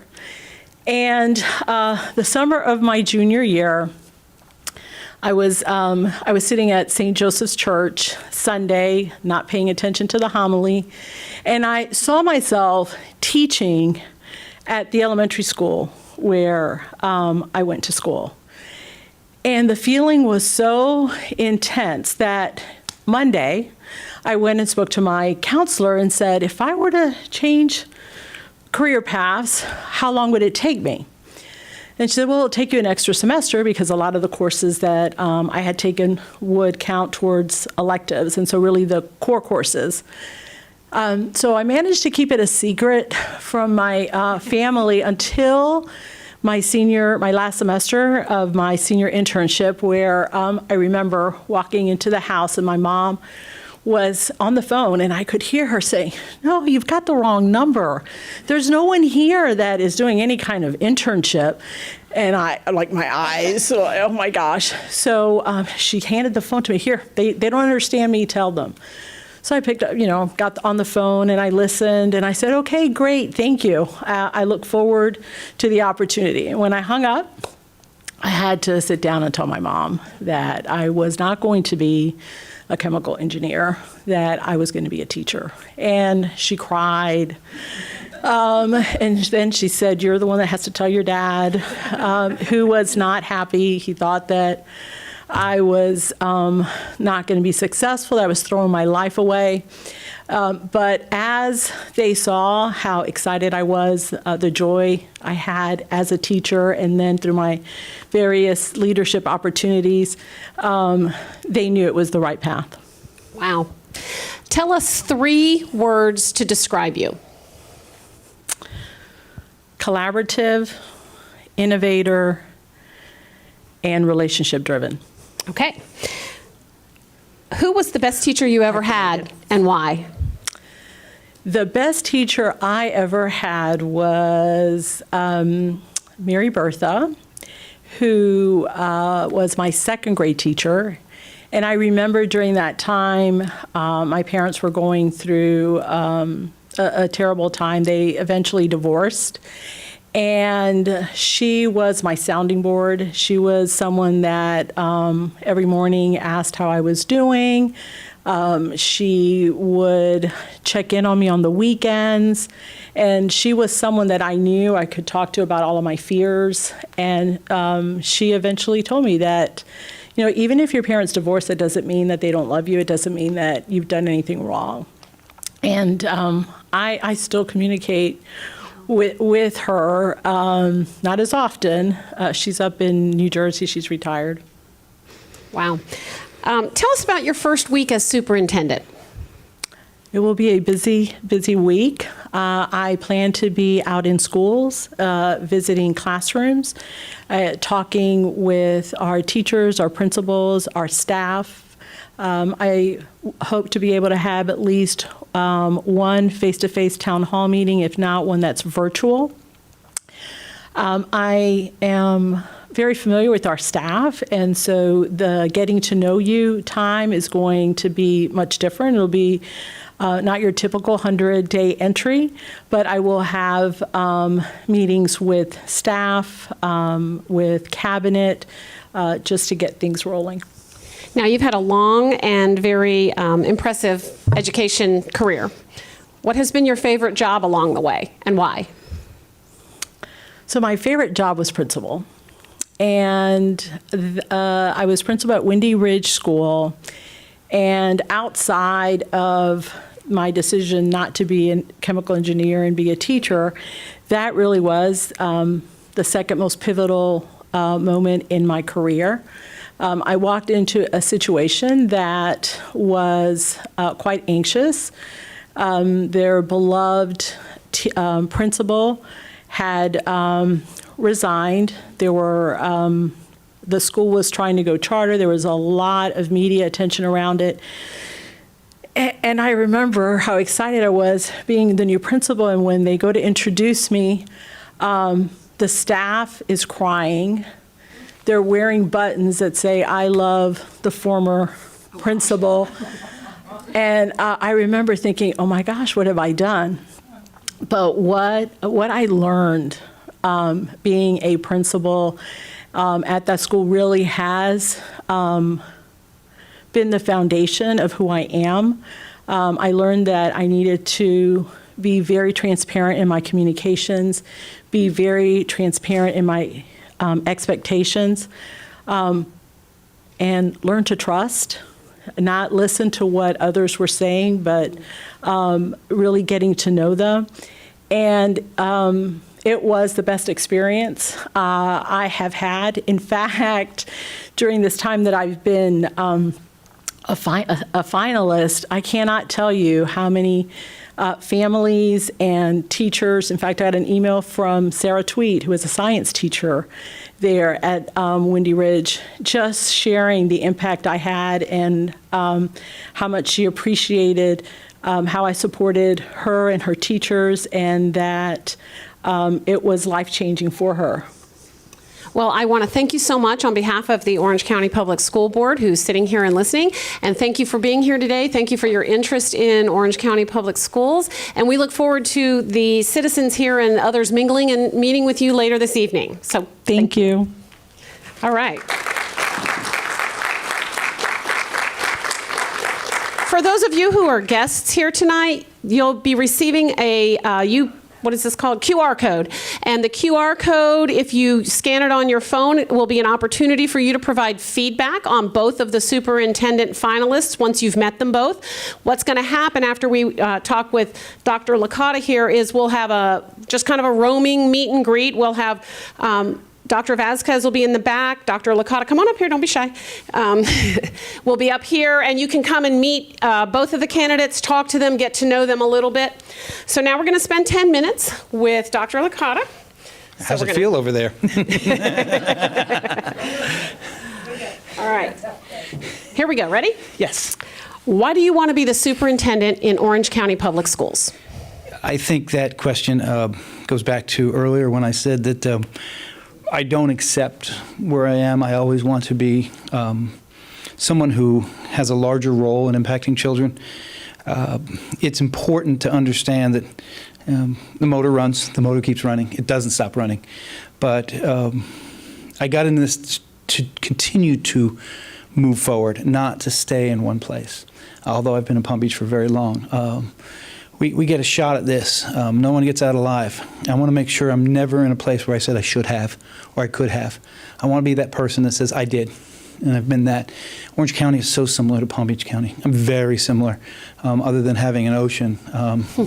It's very tourist-driven. It's very service industry-driven. It's very wealthy in areas, but it's very poor in areas. It has a lot of likenesses.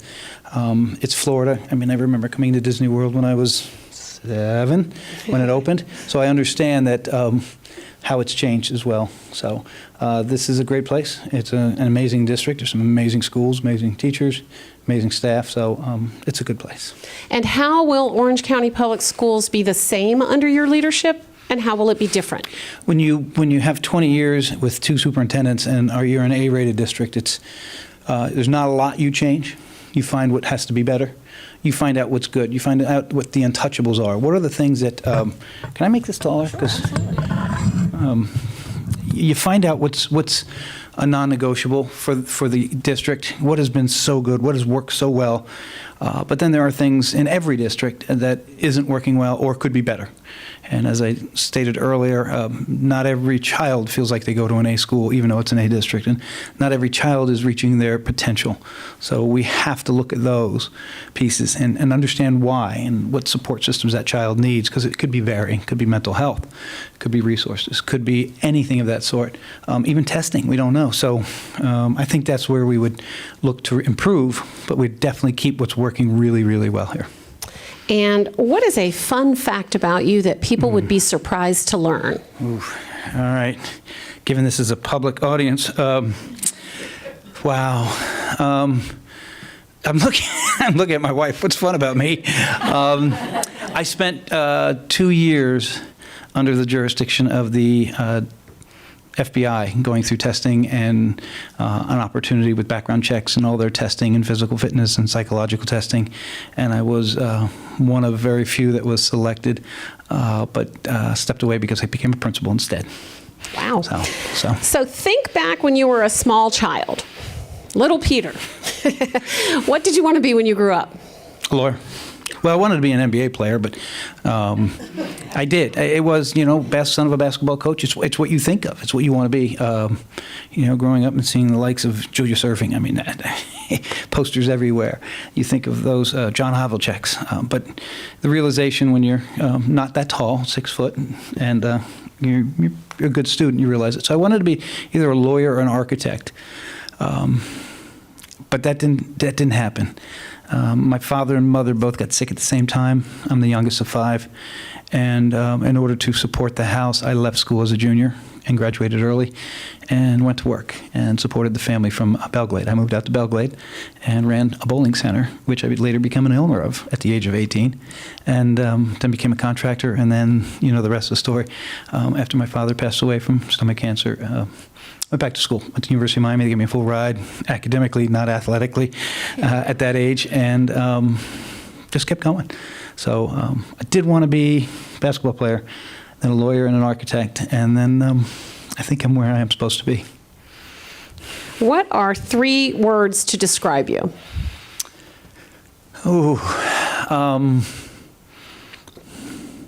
Caring. I care what people think. Not what they think about me, but I care about what they think. 2 different things.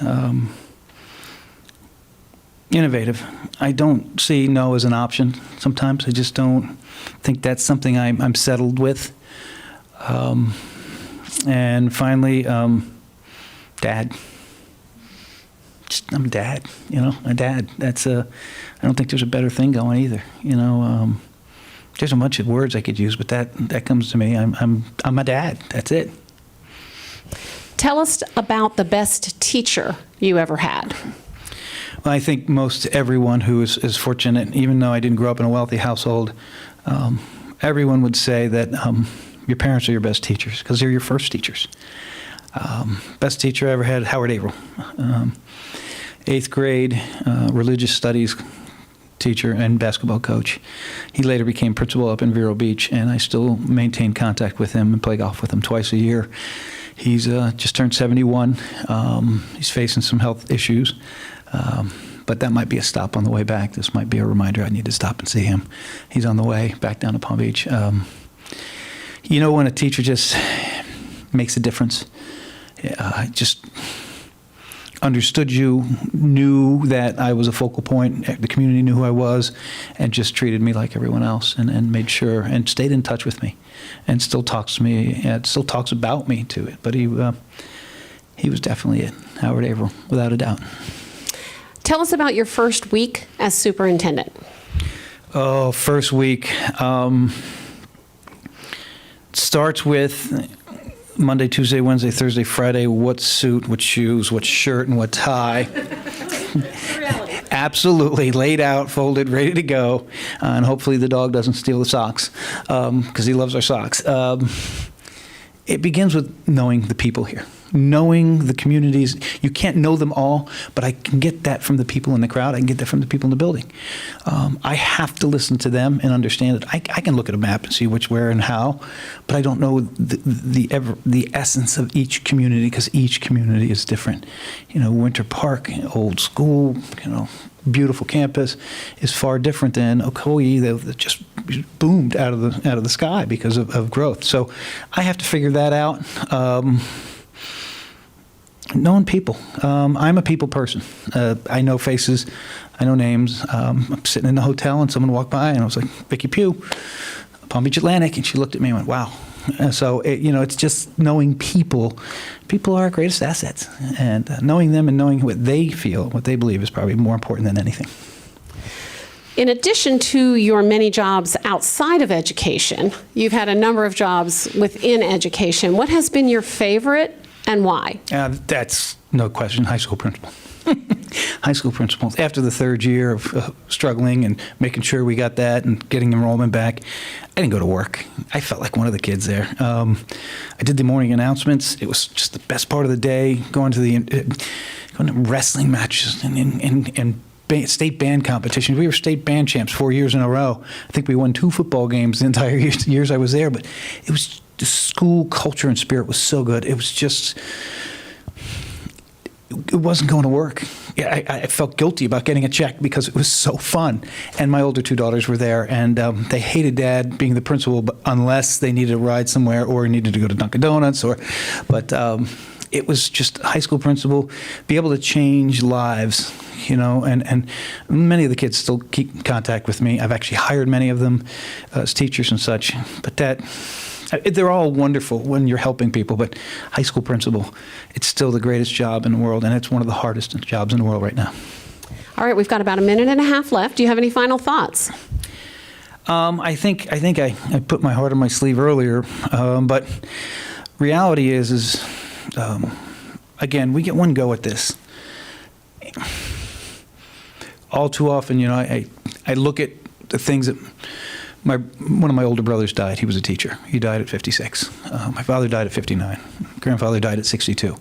I'm here for much longer. I'm going to be here longer. But seeing in their faces of what they are going to miss about being in this world, I don't want to be that person. I want to make sure that I extend myself to everything I can do. And then there'll be a time in 15 years when I say, all right, I'm done. I'm going to go ahead and play golf every day. But it's a calling. It's a service. We could all do so many different things. But as I said earlier, I'm not looking back. This is what I do, and I enjoy doing it. And when I get tired of it, I'll leave. But right now, it's everyone's saying, you prepare so much, you work so hard. This has got to be nerve-wracking. I enjoyed today, and that's the absolute truth. I enjoyed today. First board meeting I've been to that hasn't been hostile in months, and it wasn't our board members. Don't get me wrong, it wasn't our board members. It's that caravan of people that travel. So I will say that it's who I am, and what you see is there's not anything different about me. You can talk to me. I'll tell you who I am and what I'm doing, but I'll ask about your family and who you are. Well, on behalf of the Orange County Public School Board, I want to thank you for your interest and your application and for being here with us tonight. As I mentioned earlier, we're going to have an opportunity for you to meet some of these fine folks. Anybody that's watching online, either today or throughout the weekend, can always click on the QR code, which is on the website, and provide feedback for the school district. The board members will get that feedback. Anything that comes in tonight, the board members will have first thing in the morning before the one-on-one interviews. Each of the finalists are going to be meeting with each of the board members for 45 minutes tomorrow, so it's a long day. And the other input that comes after that, we'll make sure that the board members have before they make their decision on Tuesday. So thank you, and feel free to meet and talk to both of the finalists tonight. Thank you. Oh, thank you. Thank you. Thank you. Thank you.